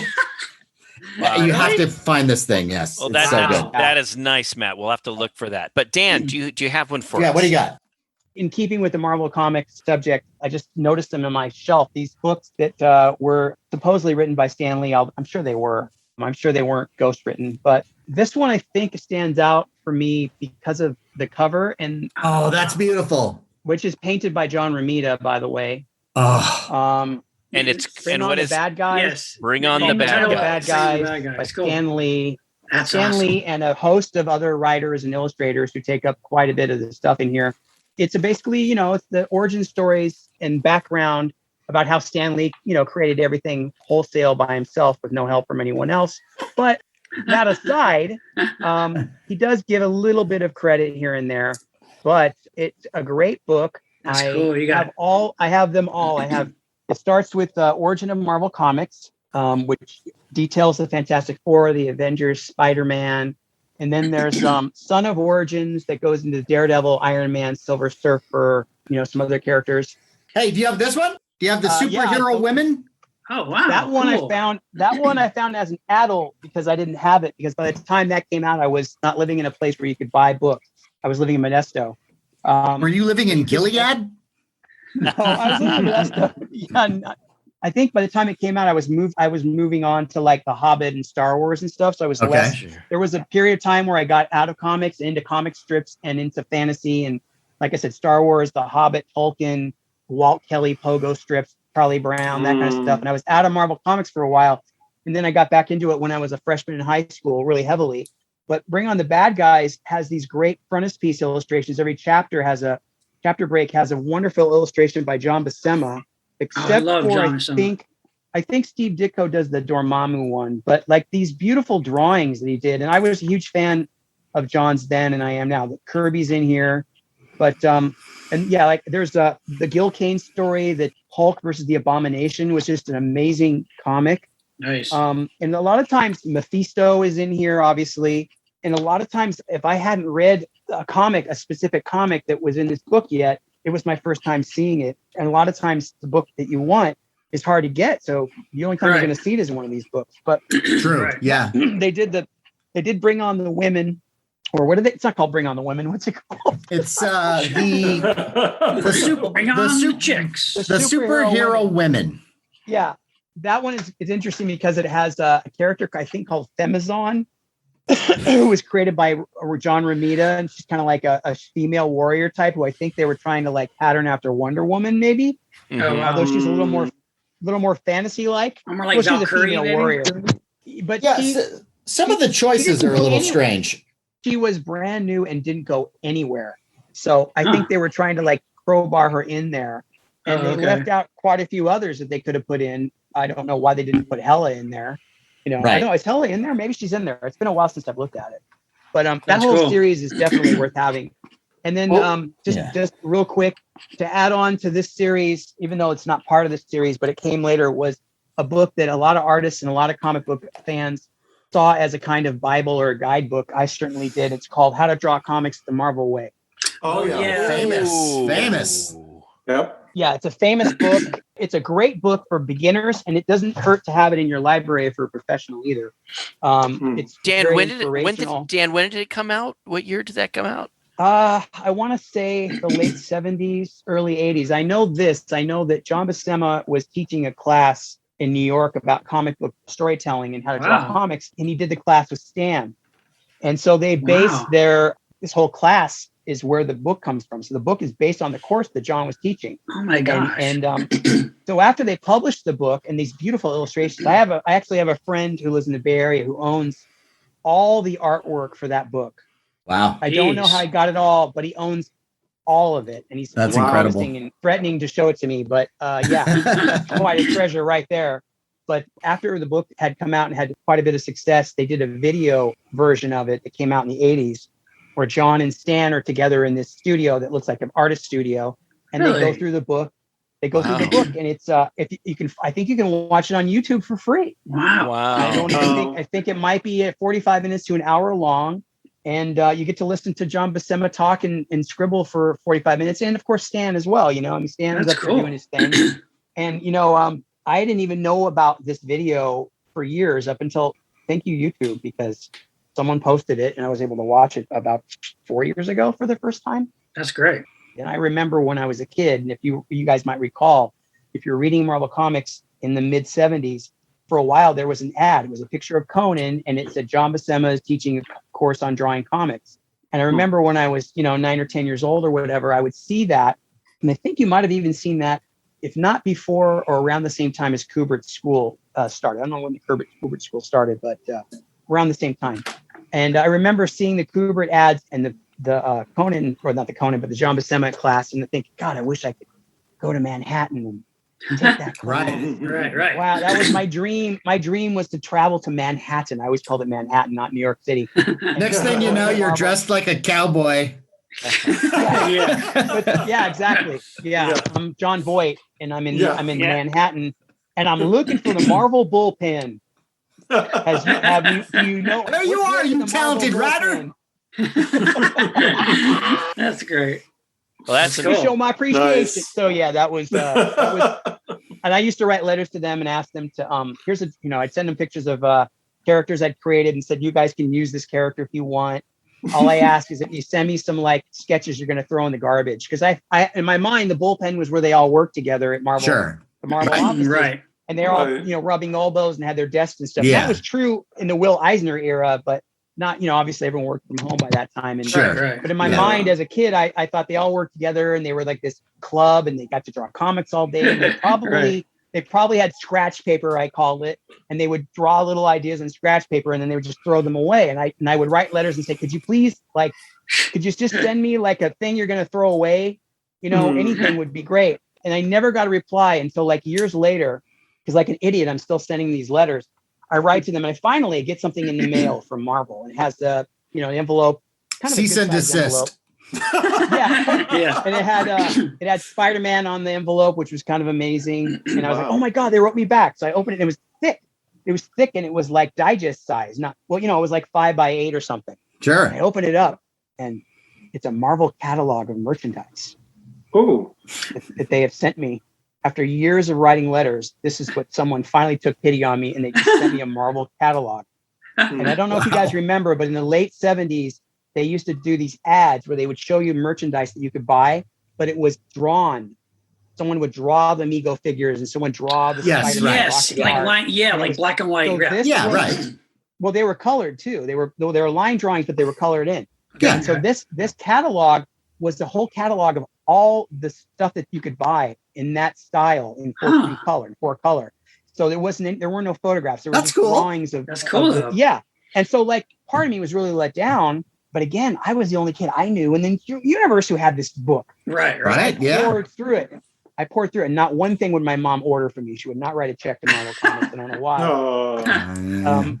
I think I did get one thing. I think I got the web shooter that shoots a dart from a string. I had that. I think it was the only thing I got. But yeah, just the fact that they actually acknowledged me and that kind of got me into writing letters. Like I wrote to the publishers of Asterix and Obelix a couple of years later. Oh, I love those. Sure. And I got a letter back. from someone at Dargod who had to inform me that the writer had died like 2 or 3 years before. Yeah. Oh wow!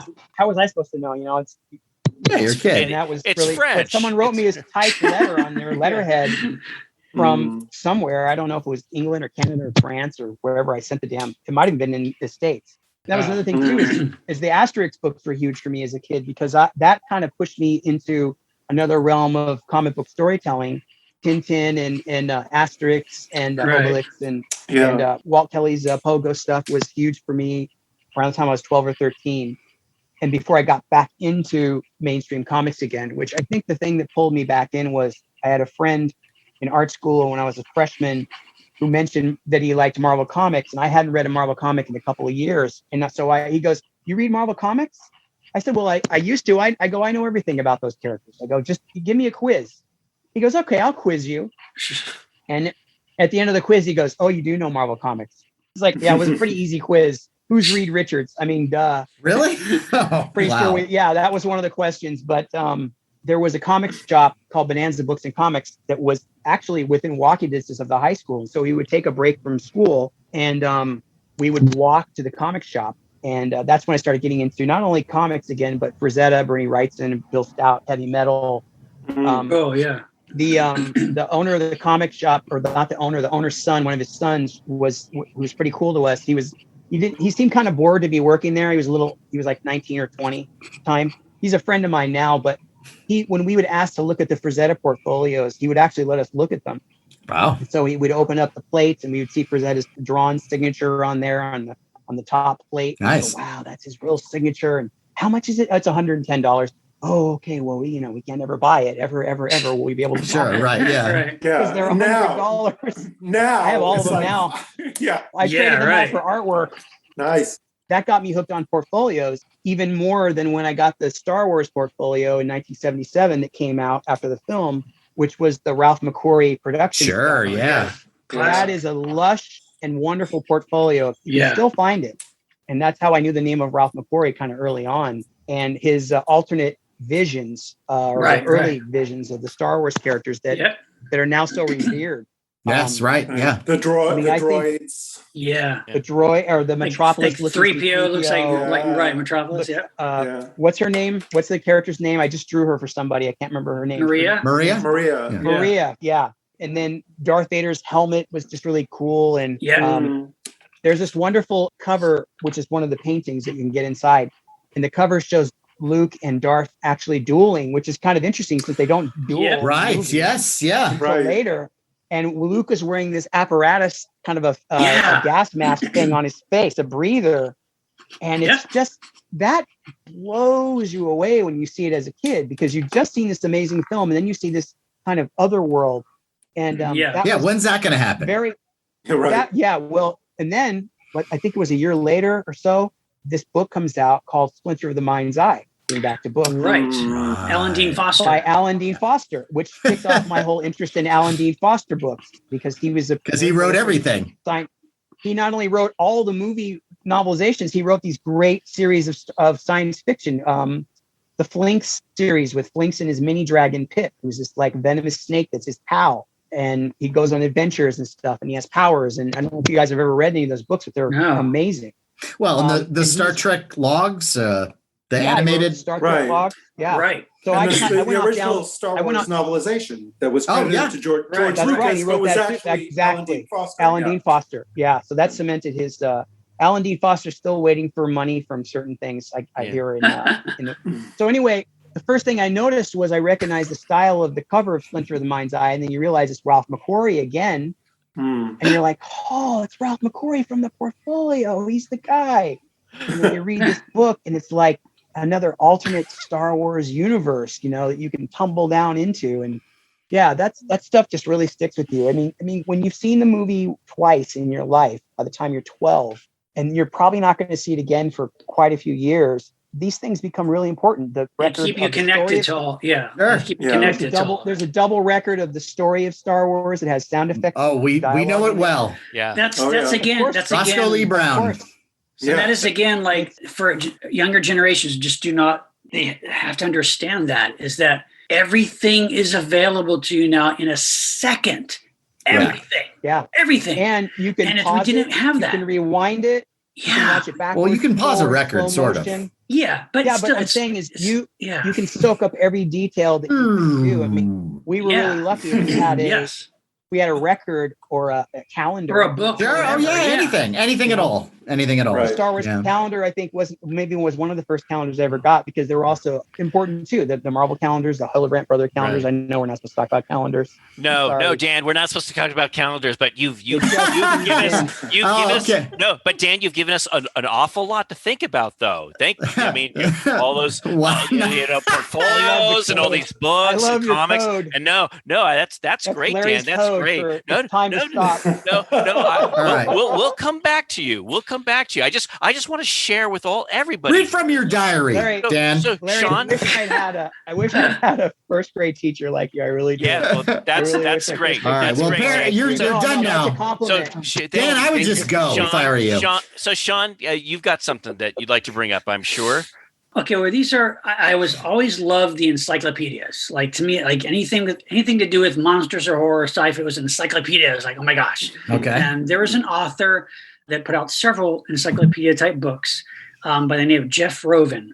Oh, sure. I loved his stuff. The first one I got was the Encyclopedia of Monsters. And it was just movies, TV. I think it was comics too. And I still have all these books.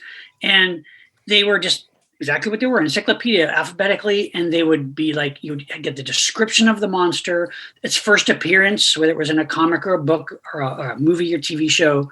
And they were just great. And they were like, literally would describe, their powers or whatever. I mean, I spent hours reading these. And he put out the Encyclopedia of Superheroes, the Encyclopedia of Supervillains. He put out one called Aliens, Robots, and Spaceships. Yes. I have them all, and they're just fantastic. Really good, really prolific writer. Yeah, he did a lot of stuff. He really got into this stuff. And stuff was all pretty accurate. It was all kind of just, like I said, it was encyclopedic. So it was just kind of giving you all the details of what this stuff was. Fantastic books. Nice. Nice one, Sean. Nice. I have several of those. James, how about Now, you? wait a minute. Hold on. Sean, go on a little bit longer.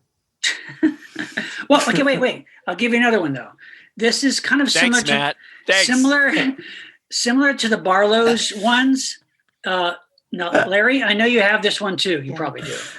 It was Star Trek: The Worlds of the Federation. Oh, I love that book. That's a great book. Fantastic book. I'm not sure I have that one. This is Shane Johnson, and it was like illustrations of all the different alien races in the Star Trek universe.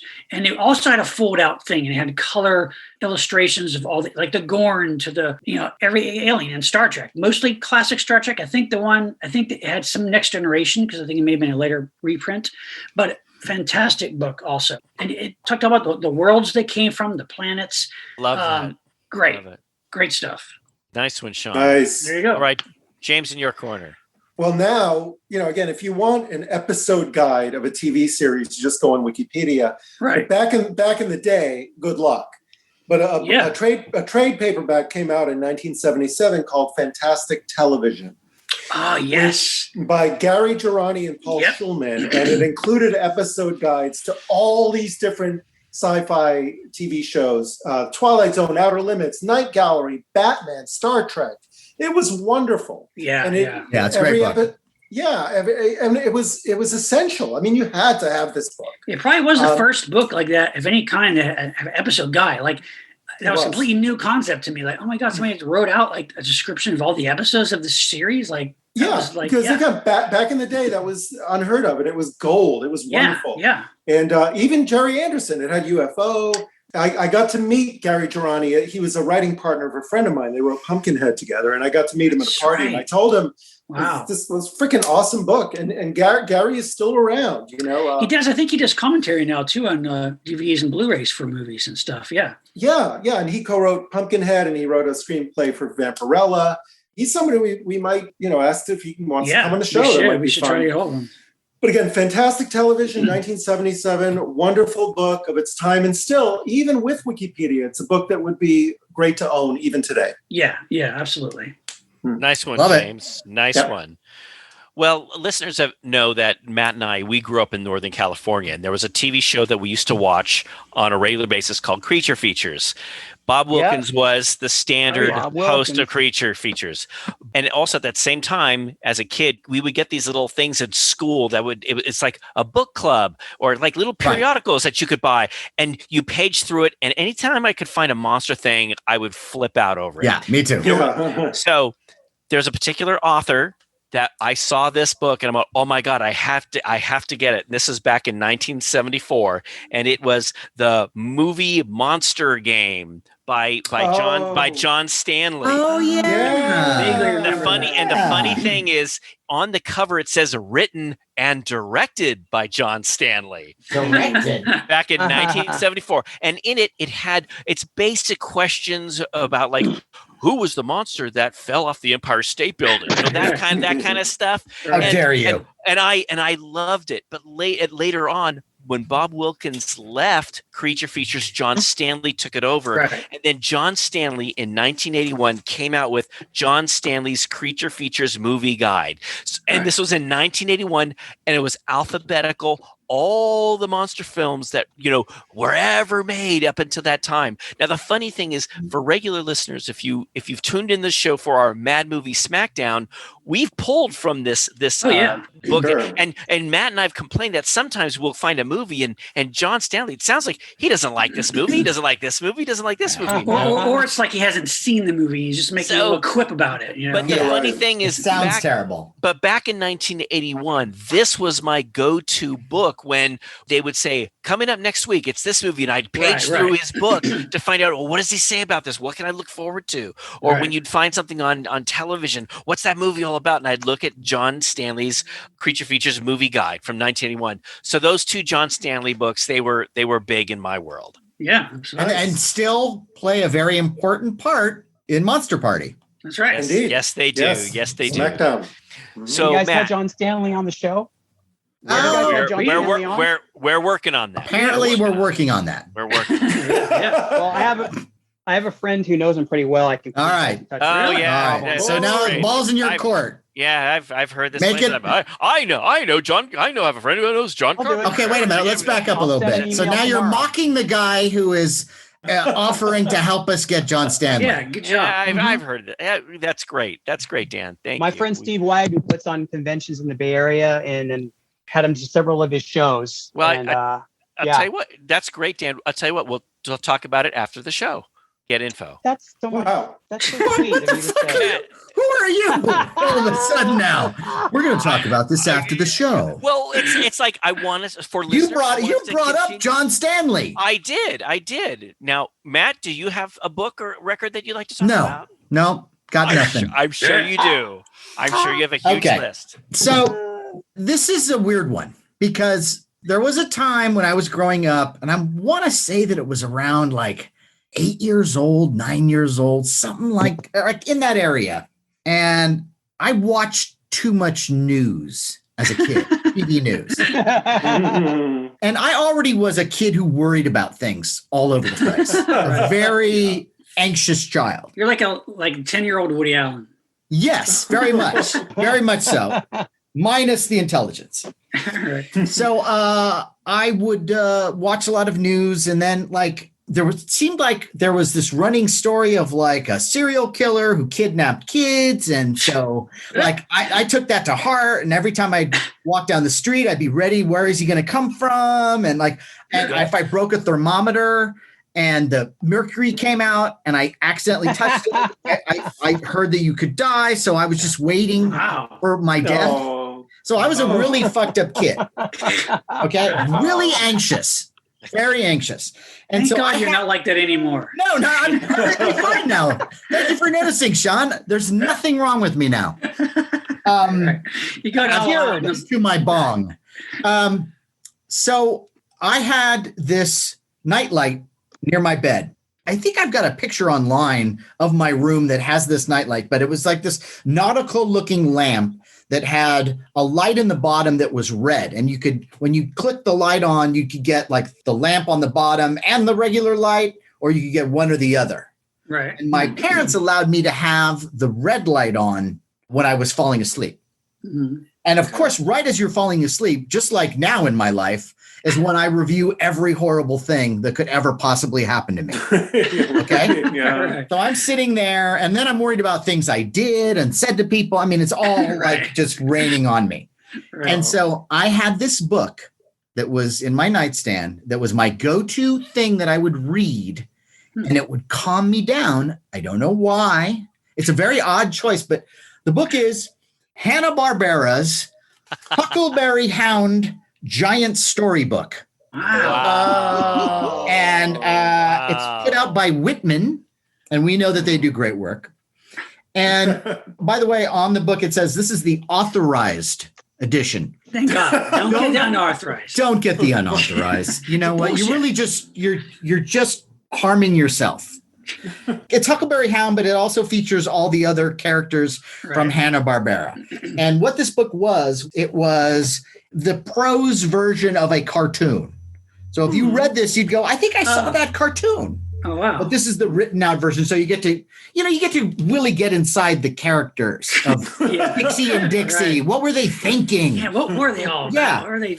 And so I read this thing. I would get this thing out when the darkness started to descend, and Right. I would read these stories. Now, Matt, And- is that your original? Is that the original book? I wish I could say it was. That one, Okay. I think my anxiety caused it to disintegrate. Your tears just washed away of the ink. Bad mojo made it crumble. Right. But I did find this copy, and That's they're cool. not that hard to find. But like That's cool. but like all the drawings in it, I really remember like Right. this Right. drawing that would be like a thing I'd look at, and then that would kind of make me feel a little bit better. And I'd read this book, and it was a calming. It was like my Prozac or Interesting. something. Wow. Like all of the things that we've discussed, we'll put pictures up on Yeah, yeah. Facebook and social media.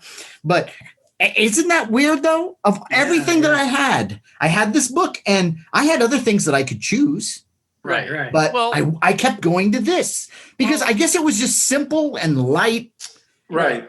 And these were people I knew. Huckleberry Hound is not going to give you a hard time. No, and a Huckleberry Hound, let's face it, Huckleberry Hound is a little slow talking. Well, he was very chill, though. He's very chill. Very chill, easy going. He was zen. Yeah. Kind of Forrest Gump. Yeah, right. Yeah. But given authority somehow. Right. Yeah. And then you've got, Yogi Bear, and Yogi Bear's also kind of, hey, whoa, everything's fine. We're going to get picnic baskets. Well, see, Yogi Bear's into theft. Huckleberry Hound. You know what he's not into? No, you know what he's not into? He's not into torturing children or giving them mercury poisoning. Yeah. Yes, but he's into survival, Larry. He's survival. Survival. People will throw him scraps. He's always trying to steal picnic baskets. He can't defend. He just can't rely on the ranger humans. would say, why aren't you content with eating nuts and berries? That's right. Yeah. And then you'd cut to him with like a giant Dagwood sandwich or a pizza or a pie, and you go, well, that's why he doesn't do it, because he's discovered flavor. Yeah. He lives the life. I just like that it's all based on actual, the nature that I just figured Yogi Bear was into stealing, and that wasn't a good thing. Well, but see, I like that too, because me. Yeah, he's a rebel. Hey, I'm kind of a wild one. That's right. So I just looked at Yogi Bear and I went, I want to be like you. Okay, well, Matt, that's wonderful. Dan, you got another several books you want to suggest? Welcome to Condescension Party. Larry's Condescension Party. No, I'm sure Dan gets on a roll, and so you got a few. One of the first books that I thought of when Matt invited me was a book I actually was talking about another Zoom chat a week or so ago, because Walt Simonson was one of the art guests on this Hero Initiative Drink and Draw that I was part of. And Walt Simonson, the reason that I bring it up is because Walt and I have worked together and we've been friends for a long time. He's one of my comic book heroes, and it's great to hear him tell stories. So I wanted him to talk about his involvement with a book from the late 70s, which was the movie book of The Hobbit, the Rankin Bass Hobbit film. Oh, I remember that. I remember that one. So that introduced quite a few of us to Tolkien and to that whole world when that came out in 1977. A lot of people forget because of Star Wars that came out then, and that was a pretty big deal. It came out on TV. It was I remember. Yep. I remember seeing it. I watched it. Those of us who were able to catch it on television were very lucky. And then it was followed by some records. There were some story records that came out, which I still don't have any, but I'd like to have some. And did Nimoy's Bilbo Baggins song, was that around that time? That was after. Yeah, I think yeah. Yeah, it was long before. People didn't even know who Bilbo Baggins was. They just thought Nemo was high on something. Which he probably was. Doing psychedelics. By the way, greatest Leonard Nimoy film of all time is Invasion of the Body Snatchers. Anyway, that's another. Yes, it is. Yeah. If you guys ever talk about, that's our Leonard Nimoy episode. If you ever talk about the Invasion of the Body Snatcher films, because there's so many of them, please have me on, because that movie is one of my favorite movies. I've read the book, seen all the iterations, but that version is, to me, a perfect film, and I would love to talk about it with you guys more. Well, speaking of books, do you have the photo novel? Oh God, I wish I you know what? I have a novel that came out, the Jack Finney novel that was reissued when the movie came out. I have that. Right. If you mean a photo book? Back in the late 70s, they used to come out with these things called photo novels, which were basically just, it was just the movie. It wasn't really a novel. It was just pictures from the movie. With I get chronological order. I just picked up a Dragon Slayer one that's pretty cool. Cool. Recently. And I have Return of the Jedi and quite a few of those, but I didn't know they did one. So now I have to find it. You can. It's probably pretty cheap on eBay. Yeah, you can find it. Oh God, I hope I can find it, because that would make me so happy. Oh yeah. Is there a shot of Robert Duvall in it on the swing? I don't know about that. Anyways, so around Christmas time, this book, I think it was around my birthday again. I had a great birthday in 1977 because I got to see Star Wars for the second time in a movie theater and not a drive-in when they re-released it. But I got this book. It might have been for Christmas, but it was this big, heavy, coffee table size book called The Hobbit, There and Back Again. And it was the novel, but this big sort of like, I want to say 12 by 14 or something, 11 by 14 or 9 by 12, massive book. It's fully illustrated in the style of the film. it was done on its own to look like it came from the film, but actually everything inside it was done by hired illustrators. Oh, And okay. so there are scenes that aren't in the animated film that are like Bjorn the Berserker doesn't show up. That's in the book. And so they hired a bunch of artists to do illustrations. And Walt Simonson was doing, there was one guy who was a very talented guy. He was a friend of Walter's, who I found out from Walter was hired to do a bunch of illustrations in the book, and he couldn't finish them all. As fast and as good as he was, he couldn't do all the stuff in time. So he kind of subcontracted or got them to hire Walter. So Walter did quite a few things in this book, along with Ray Morrow, the great comics. Oh, yeah. Ray Morrow. Yeah. Ray Morrow does some of these huge foldouts in the book of like Oh my the God. wargs attacking with the goblins, and then the battle of five yeah. armies. Big fold out, like 6 Nice. pages or I don't know, of the battle of the 5 armies in his style, but in watercolor and ink, and so gorgeous.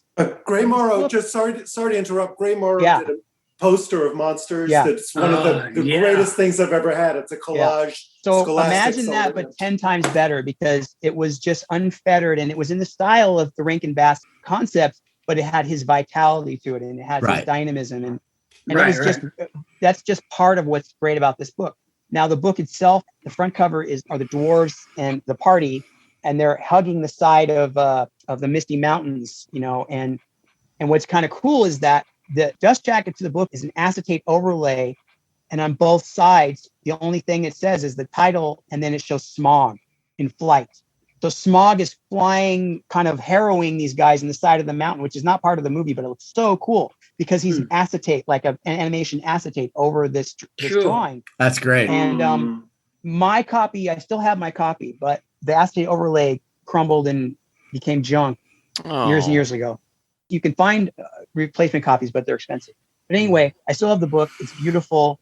Definitely worth looking at for. And I think they did a paperback reissue, so you can at least have the paperback. The paperback does not have the fold out pages though. So if you can dip into your pockets to find a good copy, I would try and find it. But that book has stuck with me for a really long time. It was my introduction to the world of Tolkien before I started reading the novels, which I did soon after. And then that followed with the Hildebrandt calendars, which were so great. Right. I think that's the only time you could really see. I think that's the only time you could really see the Hildebrandt illustrations that they were doing for Lord of the Rings and Middle Earth was in their calendars, and they became a real everyone was like very excited, and they were long awaited and much anticipated. These calendars, they were very important, even though they weren't art books. What did we say about records. calendars? And they weren't records He's either. he's going by his own rules here, so that's great, I'm Dan. the exceptions that prove the rule. Well, you're our guest, but that's great, Dan. Those are nice. Otherwise, you pummel me into submission. So no, there's a great book, and then you talked about the calendars. That's awesome. Sean, did you have something you wanted to chime But in? there's a couple calendars I wanted to discuss. Don't you have a book of calendars? Yeah, there's this whole guidebook to calendars. I love it. It's called the fantastic. Pictorial History of Calendars. Yeah, that's great. Okay, I'll be And that talking book about is that book is then made into a calendar. I'll be talking Yes. about It was the gum calendar of the book cards. of the calendars. I'm going to be talking about Yeah. gum cards then. Okay. Oh, No, okay, here's Matt, you were No, I'm going to play by the rules. All right, good. Matt, you had Somebody has to. you had discussed earlier the Time Life books. Oh yeah, right. There's also a series of Time Life books, which I think I first discovered it in like a library. I'd always loved looking, and these were a series of books from Time Life called The Mysteries of the Unknown. And these are Ooh. different volumes, and there were like commercials I remember for these. Yes, I was like, I had a bit that I did in my Really? act And they about were- the commercial. A woman burns her hand on a stove. 2,000 miles away, her daughter feels a sharp pain in her hand. Coincidence? Yes. right. But this was That's all the the stuff on definition like of coincidence. Yeah. Funny Yeah. joke. this was stuff on like all the paranormal and cryptozoology and UFOs, and like there are different volumes. So one was on witches and witchcraft. That's Right. what I have. I still have that one. There's one on the UFO phenomena. There's one I Mhm. loved on mysterious creatures. There's one on hauntings, and they were these nicely all black bound, thick. Do you have them all? I have witches and witchcraft. Oh, you And need but all of them. I know, but I think they were like, it was in the library where where first discovered them, and like I loved looking through this, and they had great illustrations. They were like historical, Historical? Yeah, no, but it was about throughout history. Sean. Throughout history, how these legends and whatever came Right. to be, and but they're great, and They're in the Time your Life books. imagination. It has to be true. Yeah, exactly. But they were great. I don't know if they're still around. I mean, they're I'll bet you can rare find them now, but yeah, They must have sold. They must have had a lot of them because Yeah, they were 'cause I remember that- really hawking them. I know. I remember this During the commercial time. all the time. Yeah, Yeah, but those are really fun. So that's a great choice. I love that. Yeah, I like that. You're right. I would like to get all those now. Actually, It's like In Search Of. yeah, it was like a. Yes. That's what it was. Yes. It was like a book As a book, version of or a Insertion. series of books. Yeah, that's it. Nice one, Sean. There you go. Cool. James? Matt, I know you have this because I've seen it on your shelf. Okay. When I was 6 or 7 in a bookstore in the Cape Cod Mall, my mom bought me this trade paperback called Monsters of the Movies by Thomas G. Aylesworth. Oh. And it was a slim, small paperback, but it was my best friend for like 2 years. I read that book, and it didn't have a lot of pictures. It was mostly just stories about the monster movies. It included a description of the film Psycho, which I hadn't seen. I was like a little kid, and I read this, and I was like, "Oh my god, this sounds great! I got to see this." But it gave away the ending. But it was seminal. It was a wonderful, wonderful book to have at that age. It was easy to read, and it was comprehensive, and yet it was a slim volume, but a wonderful and important book in my life. So kind of a nice introduction into horror movies. Yeah. Yeah. And it's funny because I had that kind of in my stack of books because I think, if I'm not mistaken, that was the first horror book that I ever read, like in the school library. Oh, really? And it was like the only book on horror movies. And I was just like, oh my God, And I think I checked it out 25 times. Right. yeah. And I think I ended up finding the one that I checked out because there it is. It's seen better days. Yeah, that was a good one. I guess we're monster kids because we came out at a time we were just about the right age when the Aurora kits were coming out. The movies were on syndication, on TV, and all these products, the books, the toys, everything was coming out. It was that monster boom. Yeah. Mm-hmm. And it included those books. Yep. Geared toward like 7-year-old kids, 8-year-old kids. God bless them. Yeah. Indeed. That's nice, James. That's awesome. Indeed. All right, Larry.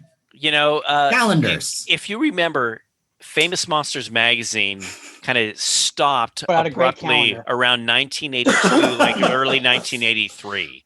Yes. And when it stopped abruptly, I mean, I was shocked. I was all upset.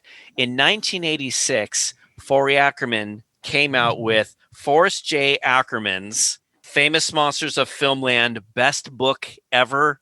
Oh yeah. And you guys are probably wondering, well, what was so special about that? Throughout the Famous Monsters history, every once in a while, Forey would put in a picture of where he lived, stuff that he had in his collection. Well, here in this book, it had articles and stuff from various Famous Monsters magazines, but he had a whole section of his house and a lot of his collection. But the best part, guys, which really changed my life, was when you open on the first page, it says, "I bid you welcome," and he listed his address. Wow, yeah. And it was at 2495 Not a good idea. Glendower. No. 2495 Glendower Avenue. And he wanted fans to send him letters, and people would come over, from all over the country to get a tour of his place. Right. And I was one of these kids in 1991 when I reached out to him and I said, I'm going to be in Los Angeles. And he said, by all means, come on by. And I was able to meet him. It was the first time I got to meet him.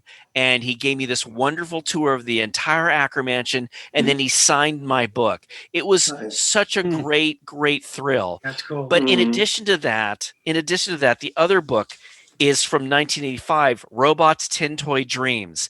And you guys, for listeners, if you've seen our YouTube episode of Monster Party Goes to Japan, when we actually go to Japan and we go to the Kitahara Tin Toy Museum.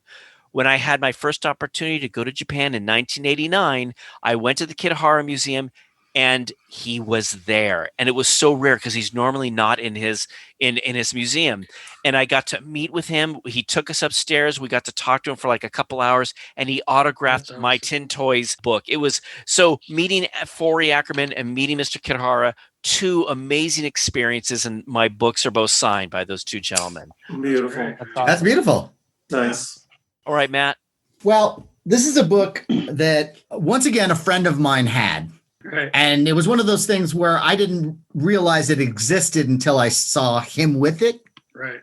But as soon as I saw it and looked at it, I was like, oh my God, I can't even believe someone made something like this.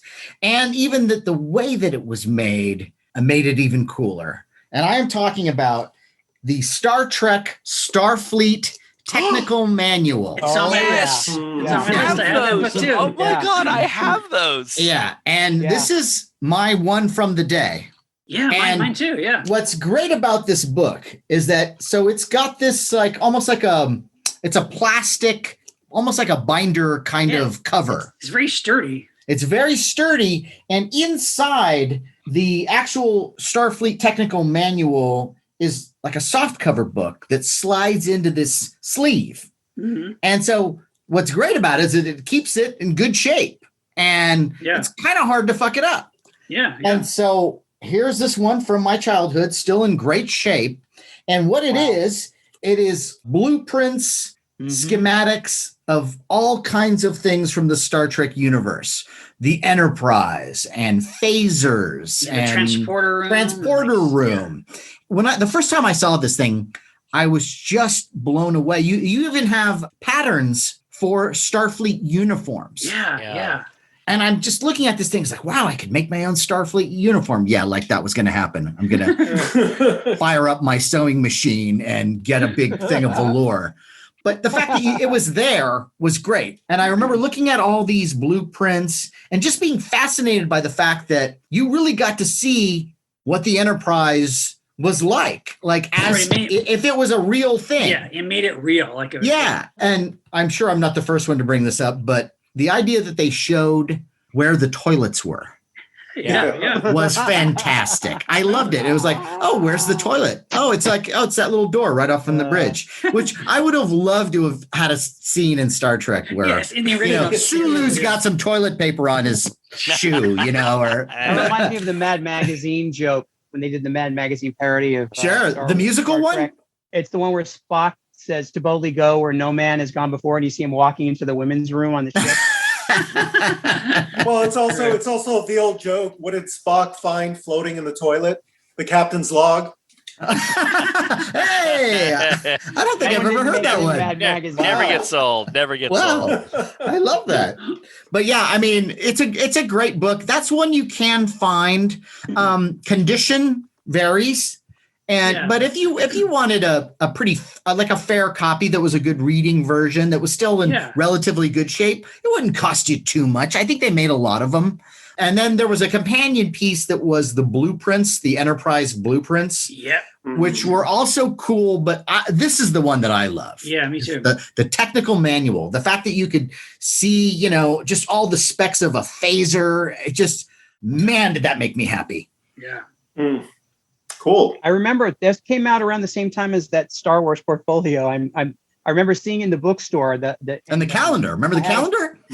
Well, I'm not trying to be funny. I'm just saying those came out around the same time. Yeah. And I remember I had some friends. I had a friend who was really into Star Trek, and he was one of these kids that he got like super good grades in math and science, and he was way into Star Trek. And he had this book, this technical manual thing, and he showed it to me, and I was like, "Wow, who spent time drawing that?" I know the amount of work into it. Yeah. It made it seem like it made it seem like this was happening somewhere. Like these were not just TV shows; they were. This was stuff that was going on someplace, and there was a peek inside.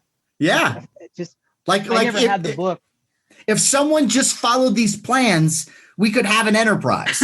Right. We could have the secret world. And why aren't they? You could have Klingons if you just have this book and you put it all together. You could go get Klingons. Sure. Yeah. I mean, we could just go on and on and on. Yes, we could. But you know what? I had no idea how much fun this was going to be. Oh, This is so much good. This fun. really became, Yeah. this is actually a Yeah, great, fruitful I was topic. nervous. You were nervous? I was a little nervous, yeah, because it was just like talking about books. I mean, can we make that, interesting, talking about books that we like without people actually seeing them? And you Well, we're guys, going to show I them. think we really- succeeded. No, but what's great is that everything you guys have talked about, I hope you put like references to on the Facebook page so I can look some of these up. Because Oh, definitely. Oh, Yeah, we'll yeah, definitely yeah, do I that. have Yes, them. yes, Well, we will. and a And lot you of- make sure to take pictures of all your stuff too. Yeah. Yeah. Yeah. And Okay. a lot of these books, we all have wonderful memories about when we got this book and what it represented, how it catapulted us into this area. What do you guys say we do a lightning round? Lightning round. Just throw Larry, like that's a couple. wonderful idea. What do you guys say? Huh? Yeah. I love it. Woo. Go Dan, for it. Dan, got a Dan, couple. Just- lightning round, Dan. Yeah, it's Dan, fast. Yeah. lightning round. Yeah. In the Monsters Who- 1920s. Oh, wait. All right. When printing was first invented, No. The Come on, Gutenberg Dan. Bible is certainly All right, early Dan. man walked out of the cave and said, Yeah, all right. what I've drawn. All right. okay, let him Here we go. go. Okay, so there's this book that I had when I was a kid that I still have. I loved it. It's not a Universal Monsters book. It's called One Monster After Another by Mercer Mayer. Ooh. Mercer Mayer is the one who brought us There's a Nightmare in My Closet and the Little Critter books and a host of other wonderful children's books. But this one is a big kind of oversized watercolor and ink extravaganza of these creatures in this small town interacting with humans, and with names like the stamp collecting Trollusk, Ooh. the Typhoonigator. It's a sort of like out of the frying pan into the fire storyline. Uh-huh. And it is one of the most amazing children's books. And he had such a great time just pouring his all into this thing. And then he ended up doing some other monster books after that with some of the same characters. And this book, One Monster After Another, is like the crowning glory of my collection of children's books. It has monsters in it because most children's books don't have monsters. This is all about True. monsters. Right. All right. Give us another. Okay, you're talking about records and story records. Yeah. The one I probably listened to the most, LP album with the story inside, the one I listened to the very, very most was the Robin Hood, the Walt Disney Robin Hood. Oh, really? Wow. That's I interesting. saw because that's one of the first Disney films I remember seeing when I was younger. Like There I you really, go. really could remember. Right. Because when you're little, you kind of have sort of a memory of seeing Jungle Book, but Robin Hood was like just ingrained. And so Sure. we listened to that record, my siblings and I, over and over, and I still have it, and I've given it to other people I know. And so that one just brings back a lot of memories for me. So those are two kind of small kid time things. Nice Beautiful. one, man. Nice. Nice one. All right, Sean. Nice. Another book, kind of like the pictorial history of horror films that you guys probably are all aware of, is Classics of the Horror Film by William K. Everson. Oh, Yeah. yes. Got it too. That I one, have that. that I have one's that. another one that I had, probably one of the first horror movie books I had as a kid. That's a great one. Another one that came out a little later that I love is The Complete Films of Vincent Price by Lucy Chase Williams. Oh, sure. Yeah. Ooh. That was a great one, just all in Vincent Price, really good. Album-wise, there's a great album that I got later on CD, but it was from like the 60s or 70s called Man in Space with Sounds. Attilio Mineo does the orchestra, and it was like they played it at the 1962 Seattle State World's Fair, and it was like this, come to the gateway to the stars, and like you will go in zero gravity, and here's the shuttle to the planet, Jupiter. And it's just really cool, and it's really cool music, and some of the music was even sampled in The Green Slime. Some of the Oh, incidental music, yeah. That's It's really cool. awesome. Yeah, you might be familiar with. There's another album called Exploring the Unknown, music by Leith Stevens, and it's narrated by Paul Frees. It's basically him. It's like going to other planets and meeting other aliens and stuff. It's him narrating. wow. It's fantastic. I got to get that one. That really sounds good. awesome. So Nice one, Sean. there's a mine. There you go. Fantastic. Nice one. Nice. James. Awesome. William K. Everson, by the way, was one of my professors at film school. I took Really? his classes. Wow. One of them Wow. was, Did you know he had written that book? Yeah. Wow, cool. Yeah, horror film was one of the electives I took of his. He reminded me a lot of the guy who played Anakin Skywalker. The original. Like he was bald, he was British, he was older. Really? Yeah, but anyway, as a kid, talking about Disney and soundtracks, I could not overstate the importance of a couple of songwriters whose albums I listened to over and over again as a kid. Soundtracks by Leslie Bricusse and the Sherman Brothers. Leslie Bricusse had done Willy Wonka and Dr. Dolittle, and the Sherman Brothers had done Chitty Chitty Bang Bang, Great and tunes. Great Mary tunes. Poppins, Snoopy Come Home, and Tom Sawyer and Charlotte's Web, and I played the hell out of all those albums. Wow, And those were, I mean, they were concurrent. They were, Leslie Bricusse is still alive. He's 90. He's married, still married to Yvonne Romaine from Curse of the Werewolf. Wow. Yeah. Wow. Nice work if you can get it. Yeah. Oh, and Scrooge. He had done Scrooge too. He's an amazing songwriter. Wow. And one of the Sherman brothers, Richard, he's still alive. But, you know, you cannot have, I don't think, grown up in our generation without having some influence by these songwriters. And, Yeah. Again, I listen to the soundtracks all the time. I love them. So, Nice. yeah, there you go. Yep. That is so great. Well, you guys know I'm a huge fan of King Kong. Huge fan. Yes. Not familiar. In the back pages of Famous Monsters magazine, there was a great book that had been advertised. And of course, I didn't have the money to get it. My mom in the early 80s found this book at like a used bookstore, and it became one of my favorite books. It's called The Making of King Kong from 1975, written by Orville Goldman and George Turner. And you guys are probably wondering, well, you know, there have been some books about King Kong, and there have been pictures of King Kong behind the scenes in Famous Monsters. One of the cool things about this book, it's the first time I had ever seen, apparently, there was a shot of King Kong when he fell off the Empire State Building. The camera's at the top of the Empire State Building, and you see him fall away, falling down. Really? Wow. And they decided not to use it. And there's this is like a stop motion effect. Yes, a stop motion. And there's a still in the book. And all throughout the book, there's stills that I had never seen before. Wow. Shot setups of how they did the train, the when you're going along the train. Right. And I love all that behind the scenes stuff. So this was a magical book because I just love that so much. And you guys have brought up a bunch of records that I wanted to bring up too. I mean, I have some of the same, but there's a special record that you haven't brought up that was a big part of my childhood. It was like 1971, A Day in the Life of a Dinosaur. It's such a cute, I think I've brought this up before. It's such a cute story, and where this little boy kind of goes he has a little rocket ship and he goes in time, and he meets this dinosaur. Cool. And on the front cover of the record, the dinosaur is a brontosaurus, and he looks really friendly, and the little boy is in a little space helmet and a little rocket ship. Oh, that's really cool. And I just love that so much. So that's a great little record. Nice. All right, Matt, your turn. Okay. Well, first of all, there's a book that came out that I really wanted forever. And this was another Christmas present that happened that I was just delighted with. A big fan of Tom Savini. Oh, yeah. Oh, yeah. His book, Grand Illusions. Oh, yeah. Famous Which just has all these lovely pictures of all his special effects, makeup work. It's not a really thick book, but it's a quick look at his entire career up until the printing of this, which was in 1983. Mm-hmm. But Cool. and then it was later renamed. I think it was called Bizarro or something like that. No, you're right. It was. They renamed it for some reason. Reissued. Yeah. Maybe it was like a expanded edition or something. I don't know. Maybe. I think there was another book called Grand Illusions that there was a problem with. But anyway. Oh, yeah, right.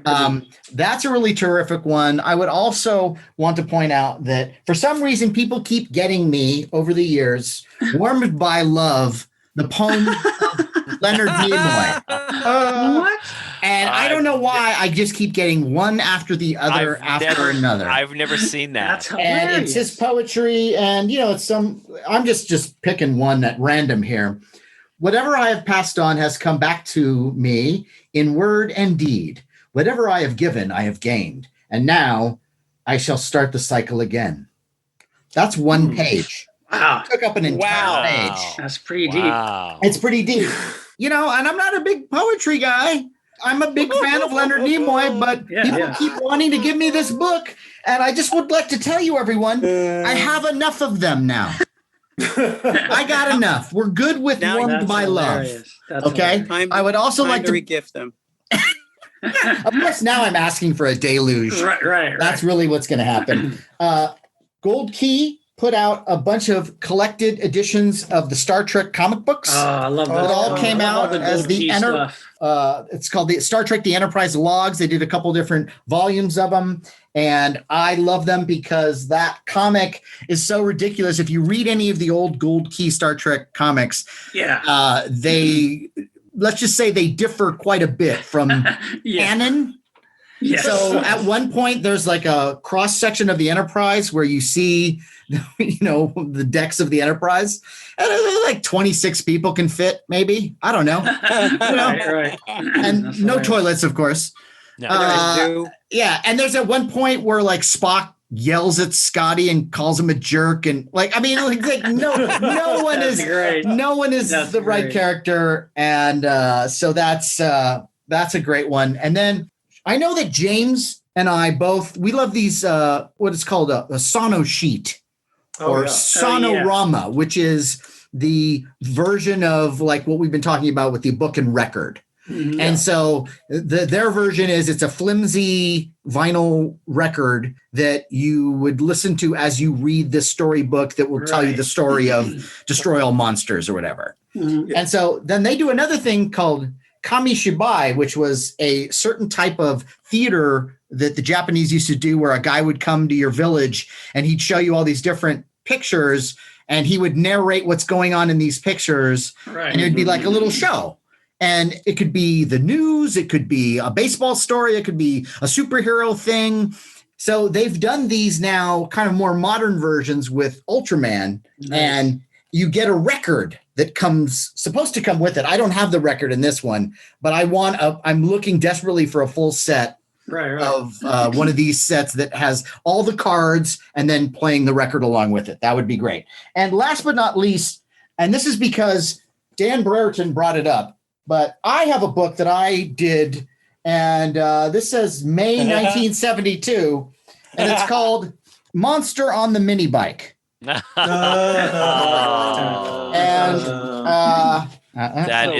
is beautiful, man. Yeah. I still remember you showing me that. I thought I was so tickled that you still had that. And if you ever want to do a book and you need an illustrator for it, I do. Let me know. That's awesome. I'm going to read you the story, and we're going to go out on this. Okay, good. Once upon a time, in a haunted castle, a mad scientist was making a monster. He got his monster a mini bike, and he liked it. So all day and all night, he was writing all month. I didn't quite have the English language under my belt at this point. How old were you? How old were you? I was 27. Now, it goes on.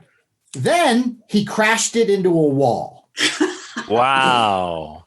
Then he got a car. He liked it. And then he crashed it into a wall. This is a monster. He's He's a monster. They don't know how to drive. And then he got a tank.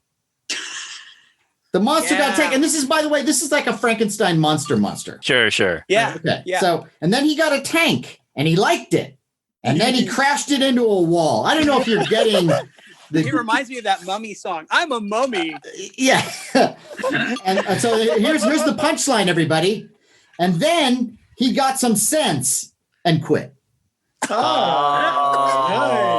a cautionary tale. Yeah. By the way, it's like your grandma wrote the last line of the book. Your grandma wrote right at the end of it. Yeah. Then he got some sense in him. And quit. And he quit. And by the way, sense and quit are both misspelled. Oh, Matt, that's wonderful. Good night, everybody. Yeah. If we could learn anything about this episode, it's like we've brought up all these great books, and The last one being the records. best one. And Yes, well, definitely. you know what, Matt? It is absolutely wonderful, and I want to get a copy. Yeah, we gotta post pictures. One thing, though, guys, I want to say though too.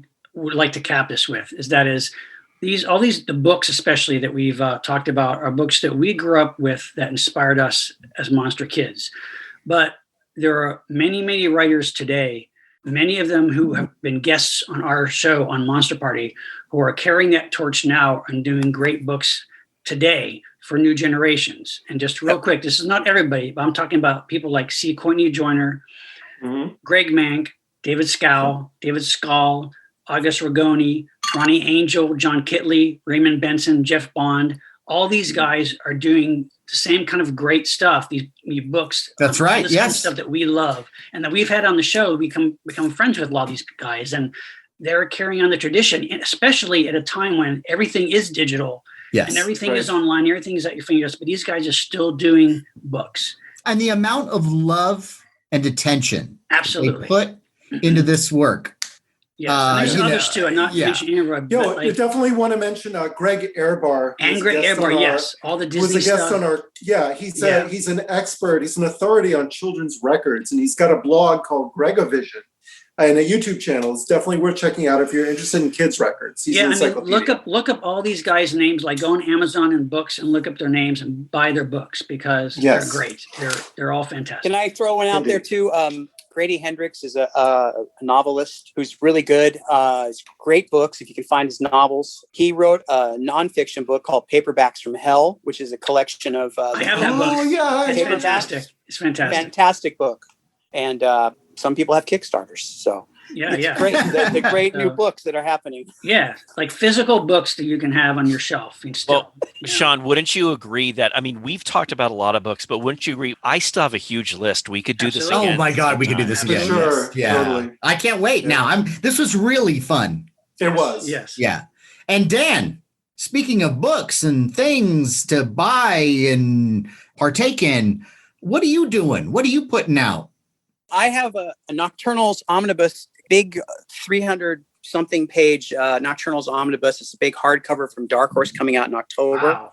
Fantastic. It's the first of 3 volumes, and Wow. the second one will come out next year, and the third one will come out when I get the rest of this trilogy done. I'm working on right now, but it's exciting because it's going to be big and full of pages, and it's probably the biggest Nocturnals book that's come out. And for people who aren't familiar with that title, it's the thing I'm probably the most known for outside of like doing mainstream stuff is my spooky superhero group, the Nocturnals.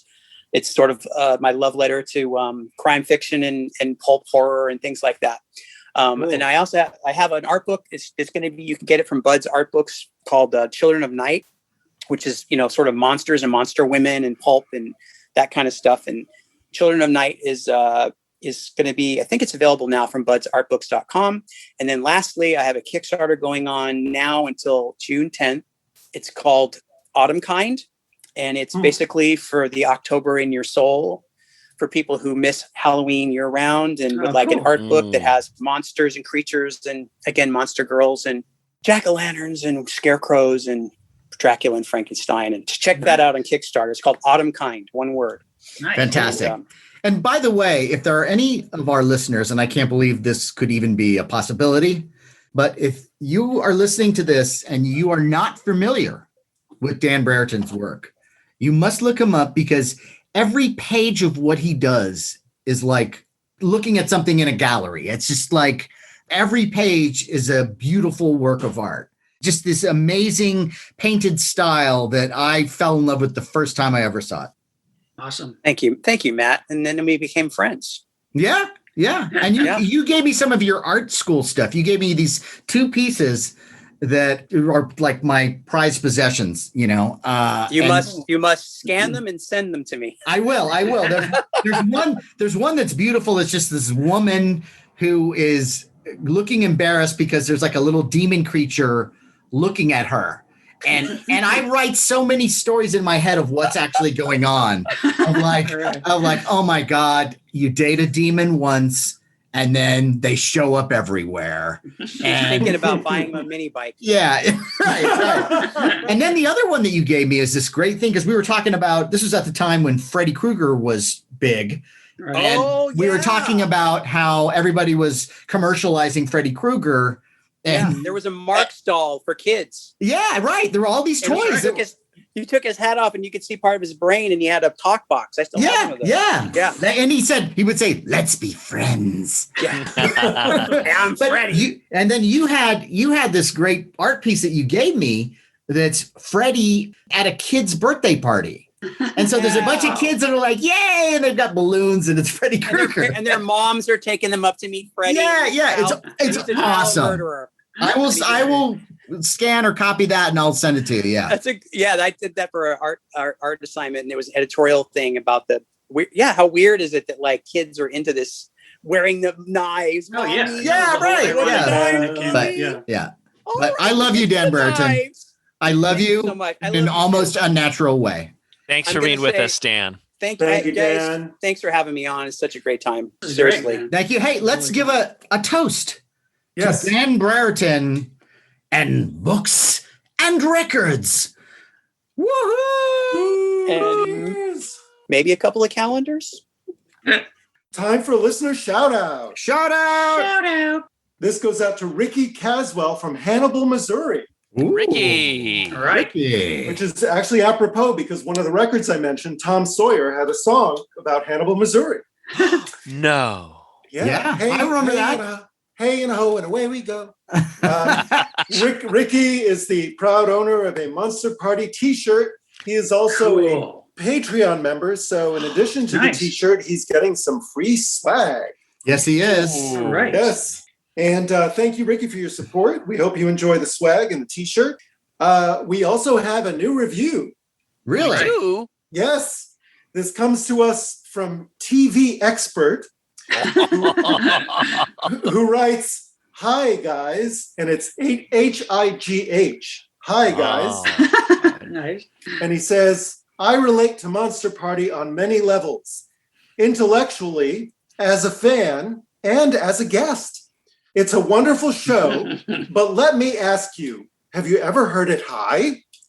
Oh my God, it's the best show ever." Oh my God. What? That's hilarious. That being said, I'm just putting my name in the hat for your next movie quote show. I do voices. Signed, Mark Pitta. Oh. That's Nice. great. No, we'll never let Mark Thanks, trip alone. No, but Yeah. I don't think you need to. Wait, is he saying to listen to the show high or do the Yes. show It's an high? option. It's an Listen- option, listen, Larry. listen Yeah, to if it. you want Listen, to. yeah. It's an option. I don't know. Yes. I've listened to our show high, so Yeah. why can't anybody else? Yeah. You have? Yeah. Yes. Yeah. You know, sometimes we do the show inebriated. Yes. I In know, case I you have- forgot. So why No, do you got this big thing against pot? Yeah. Actually the more benign. You do remember Overall. a drugs episode where I Of the was two- on pot. Yeah. So, Yeah. James, is there anything else you've got there? Well, the previous review we received from the Emu Hater, Yeah. Oh, yeah. yes, I remember that one. he has actually come out. The Emu Hater has come out. Okay. It is listener Adam G. Holtz from New Hampshire. Of course. Way. Oh, Adam. In No case there was way. any doubt, and that he was messing with us. And How many other aliases does he have across? I know, really. You know, and I just want to say this. I want to go out on a limb and say, you know, I hope we get to see you at another convention, Yes. at another Monsterpalooza. We'd love to have you come out. And, Absolutely. You know, No, we're going to be doing this again. Oh, about Yeah, definitely. Yeah. Yeah. And Adam is also, by the way, reviewed as the Emu Hater on at least one other podcast review, the Alarmist podcast. Then So he's we're dead not- to us. Well, we're not alone. At least it was a 5-star review. So thank you, Adam. Mhm. Yeah, we appreciate it. Nice. Hey, can I throw in a shout out for Larry? Please. Because we've gotten some reviews. I'm the guy who kind of manages the Patreon site. And so not everyone has the easiest time always accessing it. But so Larry has been getting these reviews for his Larry's Toy Time. And there was a couple that I thought were really great for Robbie the Robot. Oh, Nice. And so one from Zach says, Larry, these videos are so wonderful. They are truly mesmerizing. You have a very natural, soothing style. And your love for the collection really shines. It's one of the purest, most uplifting things I see online. You can never make too many of these for my taste. Thanks for sharing. Isn't that lovely? Oh, Zach, thank you Nice. so much. You know, they're fun to do, and You're I'm in your very element, passionate. I'm Yes. in my element, and more to come, man. I tell Yeah. you. Yeah. And Andrew Ellis says, these videos are great. Larry, keep them coming. So that's good news for him. All right, Andrew. Wow, And Andrew, then- thank you so much, sir. And then Frank G says, Larry, I love how much passion you have for collecting. These videos are wonderful. Thank you. So there you go. Frank. Thank you so much. I really appreciate it. Well, the funny thing is, again, I'm filming parts of my collection. I'm not putting it out on YouTube. It's just for our Patreon That's right. folks, and I love doing it, and it's a lot of fun. And there's your more. daughter Kathy does a great job with putting these together. Her little Kathy's eventually, all of us will start contributing our own little collection times. If you listen, if you haven't done Patreon, and look, I've got some videos, but guys, I'm just telling you, Sean, James, Matt, everyone has wonderful collections. And we're going to be sharing more filming stuff. it. We'll be sharing it. This is what's coming up in the future, and so I strongly suggest join Patreon, man. Join Patreon. Well, I guess then if you're going to say that at this particular juncture in our show, then I'm going to say, James, ask me a question. We're in post-COVID now. The economy is in free fall. I mean, such exclusive content cannot be affordable to the average person, I would think, right? I mean, this is prime stuff. It's got to be expensive. Well, yes. And, and just before we get into that, I mean, Patreon is this site where you can access bonus material from Monster Party, which includes things like Larry's Toy Time and special episodes, audio episodes, book downloads. But yes, you would think that something like this would cost a lot of money. Sure. It's only $5 a month. $5. That's $5 a month. Yes. Get Phyllis on the phone. And you know what? Phyllis she has a new office, which is in the basement now, but it's fine. It's okay because you know what? $5 opens this door to a brand new world for you that I think you're really going to enjoy and you're going to revel in. I feel like $5 is also money that's coming to us that's almost like charity to us because you're supporting our show. Yeah, I mean, like you can't buy a calendar for $5. I mean, come on. You can't buy a calendar these days for $5. No way. Yes. Yeah. Not a good one. Yeah. You can get like a cat one, maybe. Yeah. And if you're a Patreon member and you buy Monster Party swag from our eBay store, which is Monster Party Store, such as our Monster Party Classic logo glow-in-the-dark t-shirt or the Monster Party logo PPE mask, you will receive free extra swag courtesy of Biff Bang Pow Toys and Jason Lindsay and Ted Haynes, a monster costume creator extraordinaire. Fabricator. So if you want to join Patreon and become a Monster Party patron, all you got to do is go to patreon.com, find Monster Party, click join, follow the instructions, and you are there. Such a deal. And hey, let's remind our listeners that you can find us on Facebook and YouTube at Monster Party TV, our Twitter handle at Monster Party HQ, Instagram is also Monster Party HQ. And whether or not you hate emus, please take a moment, write a review. We will read it on the air and we would love to hear your thoughts. One at a time. On that note, I am Matt Weinhold. I'm Shawn Sheridan. I'm Larry Strothe. And I'm James Gonis. Keep America strong. And put that computer down and read a book and listen to a record. And then when you're done, get back on that computer and download Monster Party.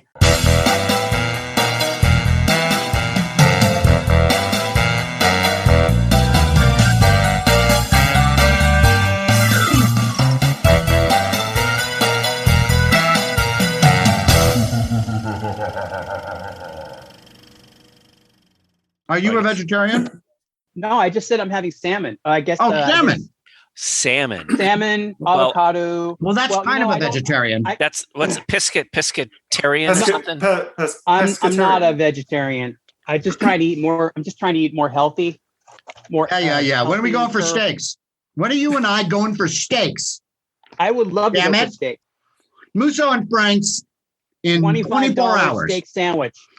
Oh my God. You know what? But it's so good. And I bet it's worth it though. Can I just tell you my really quick Musso and Frank story? Please. Okay, so Jim Hudnall, who wrote The Psycho. Oh, I know who Jim Hudnall is. I don't know. I don't know who he is. So, but that's big guy, talented writer. That helps. Probably a little on the Asperger's spectrum. now that I look back on things, but he's not with us anymore. I don't know if you know that, but anyway, so Jim and I can't remember why we were both in LA. This is back in the early 90s. And we had just started working on the Psycho together, this book we did for DC. And damn, why were we there? Why were we in LA? Maybe some show or something. Don't we all ask that question? Yeah. And he takes us so long ago, you know, and he takes us to Musso and Frank's. He's like, this is the first restaurant in Hollywood. It's very famous. He's very proud to be taking me there. I swear that the waiter that waited on us was so like the guy in the Kaminsky Method. Have you seen that show? I have not. Is it good? It's Michael Douglas plays an acting teacher who's Alan Arkin plays his agent. Jane Seymour plays his girlfriend. Oh, this sounds good. Oh, it's a good show. Who's the gal from Body Heat? Kathleen Turner. She plays his ex-wife. She's funny.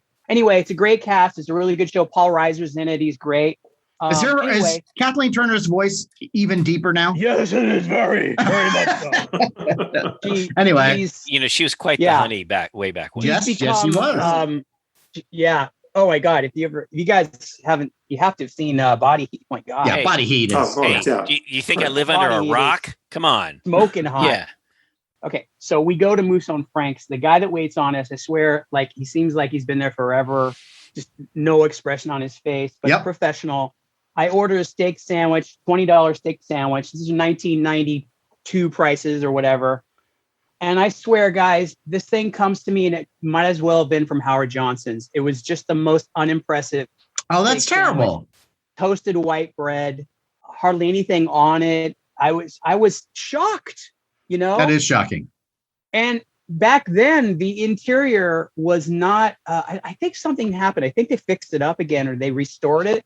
Because it just wasn't that the tables, you know, the booths, the wooden booths were the same and everything, but it just didn't have that. There was a time where it felt a little bit Cantor's-esque.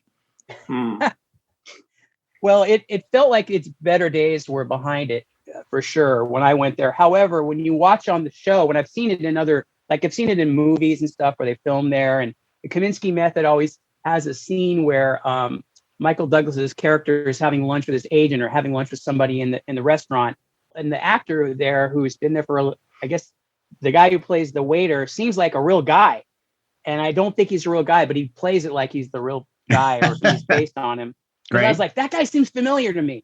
Anyway, it looks much nicer and it seems like a greater place to go in the movies and TV shows than when I was there. And I have to think that it kind of spruced it up since I was there. So Sean is joining us. And Sean, we're talking about Musso and Frank's, just to catch you up. We've changed topics completely. It's all about steakhouses. Well, Dan, wouldn't you agree? And steakhouse. Dan, wouldn't you agree? One of the things that makes it so special is it's one of the few places that's been around for such a long time. They've been able to, no doubt. And so it's funny because when you told me about the steak sandwich, I'm disappointed. I thought you'd say like Matt made a comment about Cantor's. At least at Cantor's, I know when I've ordered a pastrami sandwich, it's big. You know, I've had great food at Cantor's, by the way. Like I said, I was playing with their expectations. Did you see what I was doing there? Yes, yeah. I like that. In creation, no one could ever have a better steak sandwich than I had at Musso and Frank's, unless you went there in 1992. Dan, no, it was. It was mega average. It was not even no grilled onions, no mushrooms, no. Oh man! You know who makes a great steak sandwich? Who, Larry? If you drive on the 5 out in the middle of nowhere, you come to Harris Ranch, and they have this beautiful restaurant. Yeah, I swear to God, I have to tell you, it's in Kalinga. It's in Harris Ranch. Well, I think Kalinga. They consider it somewhere off the road. Okay, but you know when you pull off the Kalinga exit when you're on I-5 and it smells like horse manure or cow manure, like very, very strongly. That's 6,000 head of Harris Ranch cattle nearby. Yes, that's where they should have the restaurant. Well, it's like they have a lovely hotel. They do have the restaurant there. It's in the midst of it all. but it's like, Dan, when you go inside, you can't smell any of that. I'm just No, saying. that's what I've Let's hope not. It's like you get to pick your cow like Red Lobster. It comes so close because it's like, I swear to God, I ordered a steak sandwich. Go, I'm going to see what this is all about. What's this whole that has steak to be sandwich? great. Yeah. Oh my God! And it came. I hear them like whack whack whack whack whack outside. By the way, that's the sound of a cow screaming. It was the best steak sandwich I ever had. Harris Ranch is a resort. That place is a resort. They have a hotel and everything. Yeah, Yes, they do. That's what I said. I I'll said tell they you have a what, hotel I'll and meet a you guys pool. there. I'll meet you guys there. Let's do have it. steak sandwiches and do a podcast. Yeah. Hey, Musso and Frank's with a view of the cows. Right. Musso and Frank's. I've had some great meals there, and I've had some really good food there. But there was a time where I ordered a steak, and we're talking about the waiters now. Waiter comes, and I always get a little bit of A1 sauce. Just with if it's available, I like to have it because sometimes I just like a bite. I like the natural taste of beef, but I also like A1, and sometimes I put it on with you. And I put it on vegetables. I just like it, And so I asked for some A1, and this guy stares at me, and I go, "Is there a problem?" He goes, "Go ahead, ruin your steak." And I was like, who said that? The waiter? Waiter. I think I was there for that. I think I was there with you, Matt. I think you were, Sean. I think I remember that. And I was just like, Musso wait a and minute. Frank's, he said that? Just like, I think I I would have understand said, now. bring me some ketchup and some salt. Yeah. I want some sausage gravy. And a milkshake. And some Fruit Loops. I'm going to put Fruit Loops on my steak, asshole. Yeah. Why don't you shut up and get me my fucking food the way I want it? Did a French waiter rush out of the kitchen with a meat cleaver and start berating you? Yeah, how dare you? No, I will say the John Cleese bit. I will say he worked his fingers to the bone. No. I worked 10 years as a waiter, and Matt's request is not an outrageous request. And if that's what's going to make the guest happy, he could have asked for honey or Fruit Loops, and I would have said, "Sir, I'd be happy to bring you Fruit Loops and honey." You're a good waiter, Larry. It's all about good that's service. What you're. It's not about arguing with the guy. Exactly. And demeaning me, and I'm just this plebe who like, "Oh, how dare you come in here?" Matt, good thing you didn't tell him about the dirty fork. Yeah, because the dirty that's not a dirty fork. That's a special special aged fork. And you don't want to ruin your whole dining experience with a clean fork. Yeah. Oh my God. See, isn't it so nice to have Dan Brereton back in our world? Well, what a lovely light you are. I am sure in light of now that COVID, we're putting a cap on this, and we're going to be going to restaurants, and I'm sure Musso and Frank's is just as good. I'm sure it's doing great, and I'm sure. Thank you, Princess LA. Yeah. LA is now open. Yeah. Okay. Yeah, isn't that wild? I just see you in like that I'm Vegas ready for the outside world. It's open, but only certain people are invited. Well, that's for sure. Well, let's just say it's not so much certain people. It's like, look, we're all trying to get our second shot, and get that vaccine. Trying to get our second shot. Well, yeah, the second for the vaccine. Did you get your second shot? I did, sir, weeks ago. Yeah. Okay. I am not that hard to get the second shot. But look, it's not like they hide the second shot after you get the first one. Look, I know. They give you a map to get the second shot than it is the first shot. I know some people are make feeling your appointment at the same time. Yeah. Right. Yes. Exactly. Yes. Dan. Yeah. Exactly. That's how they get. See, it's like that. That's what I do with dates. Trying to get our second shot. When I'm on a date, when I'm on a first date, I schedule the second date. And works every time. I know how some people might be a little ambivalent about, should I get? Yes, go and do it. Get that shot so we can all get together and go to conventions together and stuff. Look, we've all taken our second shot. We're totally fine. It's not gonna. There's no like.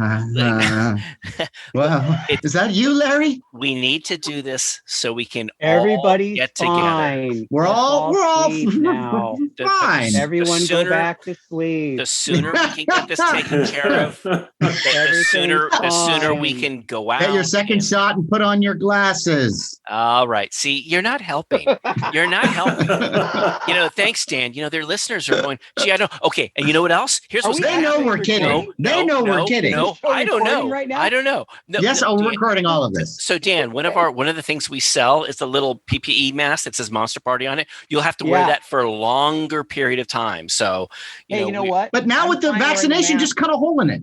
I'm fine with wearing a mask in Walmart, guys. I'm totally fine. I'll wear it for the rest of my life if that's fine. Fuck yeah. Because hey, guess what? I don't want to get the flu or norovirus or anyone's cold either. Let's be like Japan.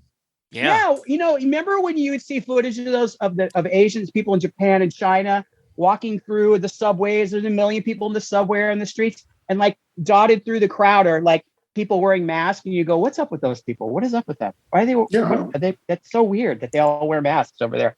And it seemed weird up until about a year ago when it didn't seem weird at all. Yeah. And now I'm like, yes, I'm pro it's called courtesy. Yes, Matt. Yeah. Courtesy. Yeah.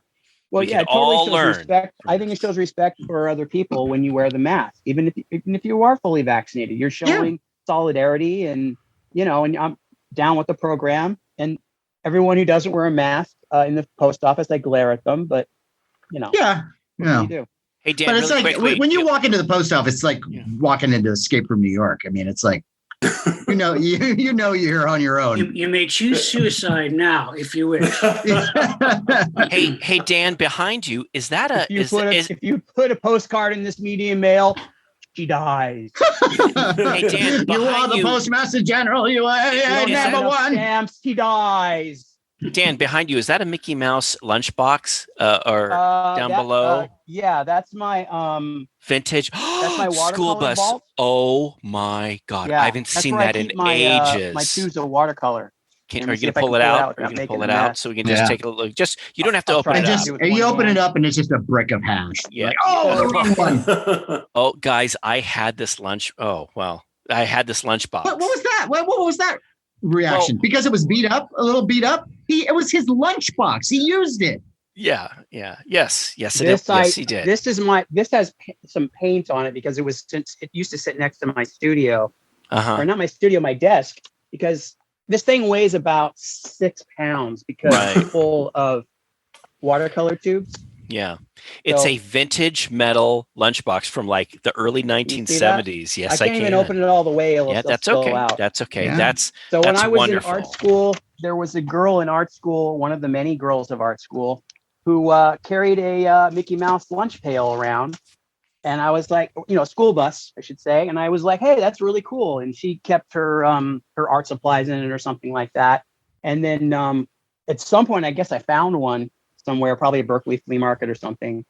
And I've had it. So I've had it for, I think, as long as I've been doing comics, 30 years. Wow. I feel like I'm watching the Blair Witch right now. And even more so because now Dan's camera just he's gone. Winked out, and it's going to come back, and he's going to be in the corner, I think clutching his Mickey Mouse school bus. He's just evaporating into ashes. Yeah.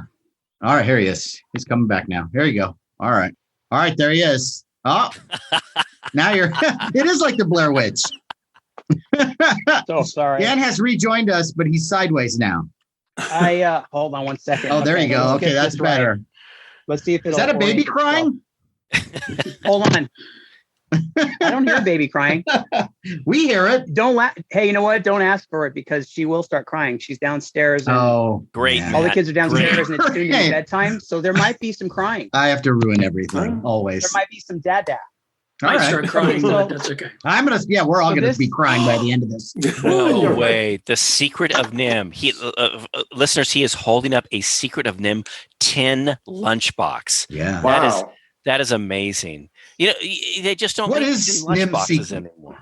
What? Secret of Nim is the Secret of Nim. Can you tell me? Can you just spoil it and tell me what his secret is? Well, NIM stands for something, right? It's does it? Well, NIM. Yeah. NIM is a research center that the rats come from because they've been worked on, and now they're as intelligent as humans, and that's the secret. I have to see. It's the National Institute of Mental Health. There you go. It is. There you go. That's what it was. I read the book in 5th grade. Wow. This is like the book in 5th grade. The book is called Mrs. Frisbee and the Rats of NIM. Wow. I and got to it's a see great this book. movie now. This was a Don Bluth film. You've never seen it? Some people early thought 80s, I think. yes, and some people book thought is it was a great, little. too. The book is more. The movie is very fantasy-like. It's very colorful and fantasy-like, and there's swordplay and there's swashbuckling.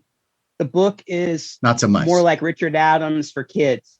Okay. It's which is good. Which is I mean that in a good way. You know. Yeah. It sounds like the prequel to Night of the Lepus. Or the follow-up, or the follow-up, sure. Watership Down. Ah, Those rats are just trying to live a quiet life away from humans. I remember Is this part of the whole trend of like really sad animal animated features? Yes. I remember watching this going, I can't believe this is for kids. No, I saw it when it came out. It's not sad. It's a fantasy. It's actually. Wait, Watership Down or Nim? Yeah. Nim. Nim is for kids. It's a kids book. Yeah. You know, it's a Newbery Award winner from like the early 70s, mid 70s. I read it when I was in 5th grade. And then the movie came out like several years later. Yeah. And I was like, hey, I read that book. And I actually still have my copy from my Scholastic Books copy from 5th grade. Oh, and wow. Well, speaking of which, reading another copy. It's on topic. Speaking of which, we should probably start this because I know that Shawn Sheridan has a life unlike the rest of us. Yes. I don't know about that, but no, we're going to give you one. Tonight will be the beginning of something new. You have a life, Shawn. You have a life. Oh, I've seen it. And it's quite a life. Some of us were living in. Yeah. Okay. No. Not right before we start the episode. You can't start turning this into a Bergman film. Is the twilight of my existence. Let's start the show. Now, do we all know stare into the cold waters of the abyss. Greetings, everyone. Now, do we all know what the topic is? Yeah, we know what the fucking topic is. Secret of Nim. Secret of Nim, of course. We're going to figure it out. Lunchboxes. Big sandwich lunchboxes. No. Watership Down lunchboxes. Watership Up. So I can talk about Watership Down. Look, I can talk about Watership Down. Well, we'll get to that later, but it's another time. About books and records. And so probably carry on, plague dogs. But Dan, I'm sure you've been on the show before. You know how we're going to do this. Matt's going to start the show with his I'll do that. Then we introduce ourselves, we introduce the topic, and then we introduce our guest, and then we'll go to town. And probably with this books and records thing, we'll probably go one at a time. Okay. Wait, jump around. Can I ask you a couple of I don't know. Well, yeah, go ahead. Matt, when you say books, I know what you mean by records. You mean like story records, novelty records. Well, some like a lot of Beatles that, yeah. collection. More like Alfred Hitchcock presents Ghost Stories records. Yeah, that kind of stuff. Yeah, not necessarily, let's say, soundtracks or anything. Novelty stuff for like stuff that kids were into, horror sci-fi. The stuff you listened to when we were kids. Yeah. Okay, so second question, when it comes to books, you don't mean like, oh, I loved Watership Down and the Elric. No literary books. It's more like actual coffee novels. table books and pictorials. If it was something that had a lot of pictures, yes. It's not right. And was instrumental in shaping books that you read cover to cover over and over again. What about illustrated children's books, children's picture books? Can we talk about that? Well, let's see what. Bring it up. What the hell? Touching that, I guess. Yeah. Okay. And if we don't like it, Larry will let you know. Are we going to talk about calendars? Yes. Wait, calendars? Are we going to talk about calendars? No, we're not talking about calendars. No. The people have spoken, Dan. If I can't talk about gun cards, just trying to get the ground rules out of the way. Look, it's very simple. The books or the records, okay? And we've made it very clear as to what these we've made it books very and clear with records you, are. Dan. No, the criteria, as far as I'm concerned, is if it was a book or if it was a record that helped get you through childhood and the days before the internet or before the Betamax. Right. And that inspired you to get into horror and sci-fi. I shouldn't talk about my Star Wars Ralph McQuarrie portfolio from 1977. Okay, we're done. We're done. That's okay. No, I think that's kind of okay. That applies, Dan. Dan, that applies. I don't know I don't know what's going on now. All the rules are changing, and that's almost a book. And I think 1977 is still in the range. Stuff from the 60s and 70s. Whatever you guys say? I'm just going to roll with it. Yeah. What do you mean you're going to roll? Are we going to talk about monsters? I'm going to yes and. Mhm. And are we going to talk about what? Monster what? Monster on a mini bike? Are we going to talk about that? Well, we can, sure. We should. What? Yeah. What? We should. Monster on a mini bike. It's a book I wrote. I'm sorry. Larry. I'm illustrated. totally, It's I'm about totally me. And fucking illustrated. confused. Oh, Monster on a mini bike. Like, I know what it is. I can We'll read get your to it. mind. I might have to run in the other room and grab it, but That's fine. we'll talk about it. But let's start it. And- Let's get it going. Now, did you And- guess? Yes, James. Structure-wise, I do think it might be wise for us to take turns on this one. Okay, fine. Yes. Not a free for all. Okay. Some people I know you have lots of books and records stating about. I think it's fair to just one at a time. Let's see where we are in about an hour and a half. Okay. Are we showing? We're not Okay. showing them off though because no one can see this. They We'll can only hear take- it, right? Take some pictures As of far them as I and know, send them to nobody us. can see us when we're Yes. recording the podcast. Right. If they Yeah, are, okay. it's Take some pictures and we'll creepy. put them up on Facebook.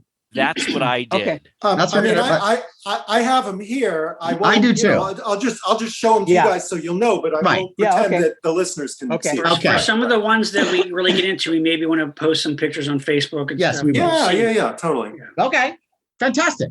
So maybe we should do it. Mhm. Yes. All right. Do it. Get away from that computer. Get away from that No. laptop and read a book. I like that. How about doing something like get away from that newfangled computing machine. Yeah. Read a book. Listen to Or the phone. your iPod or something. Or no Your iPod either. iPod. You know what I mean? No, but listening down to that listening- Commodore. Or don't download music. Let's play it. Don't download music. Play your record. Take off your Walkman. Take off your Sony Walkman and play. Put down that Furby. No, I think you had it earlier. You said just put down that computing device and read a book. But it's Play a records. record. You should say and put down and don't download music. Put on a record, right? Because that's the modern Yeah, equivalent. but we should add but be sure to download Monster Party. Well, that's You true. know, Yeah. so, Yeah. And don't buy calendars. No, let's not say No, don't buy I know, calendars. just kidding. What if you need Yeah, it? What if you right? Larry's right. What if you need a calendar? That's true. And you're- What about Every- the calendar people? Do you know, Don't Sean, they deserve a living? Sean, every true. year, every Christmas, Carrie's folks always get me the latest Star Trek calendar, and you I always, put you it always up. have like a horror sci-fi Yeah. calendar too. Yeah, totally. Yeah. So I don't want Right, to so bag I like on the computer- calendars. Well, the computer device can apply to both. So you could, like you said, It can. Matt. You could put down the computer device and read a book and play a record. You know, Yeah. you do both. How about, Yeah. what if he said, and put down that computing device and read a book, play a record, and then when you're done, get back on the computer and download Monster Party. Yes, There you go. perfect. Yeah, awesome. Perfect. On that note, I am Matt Weinhold. I'm Shawn Sheridan. I'm Larry Stroth. And I'm James Gonis. Keep America strong. And put that down. Put that down. Put that down. That down. Head down. This has nothing to do with the episode. Put that down.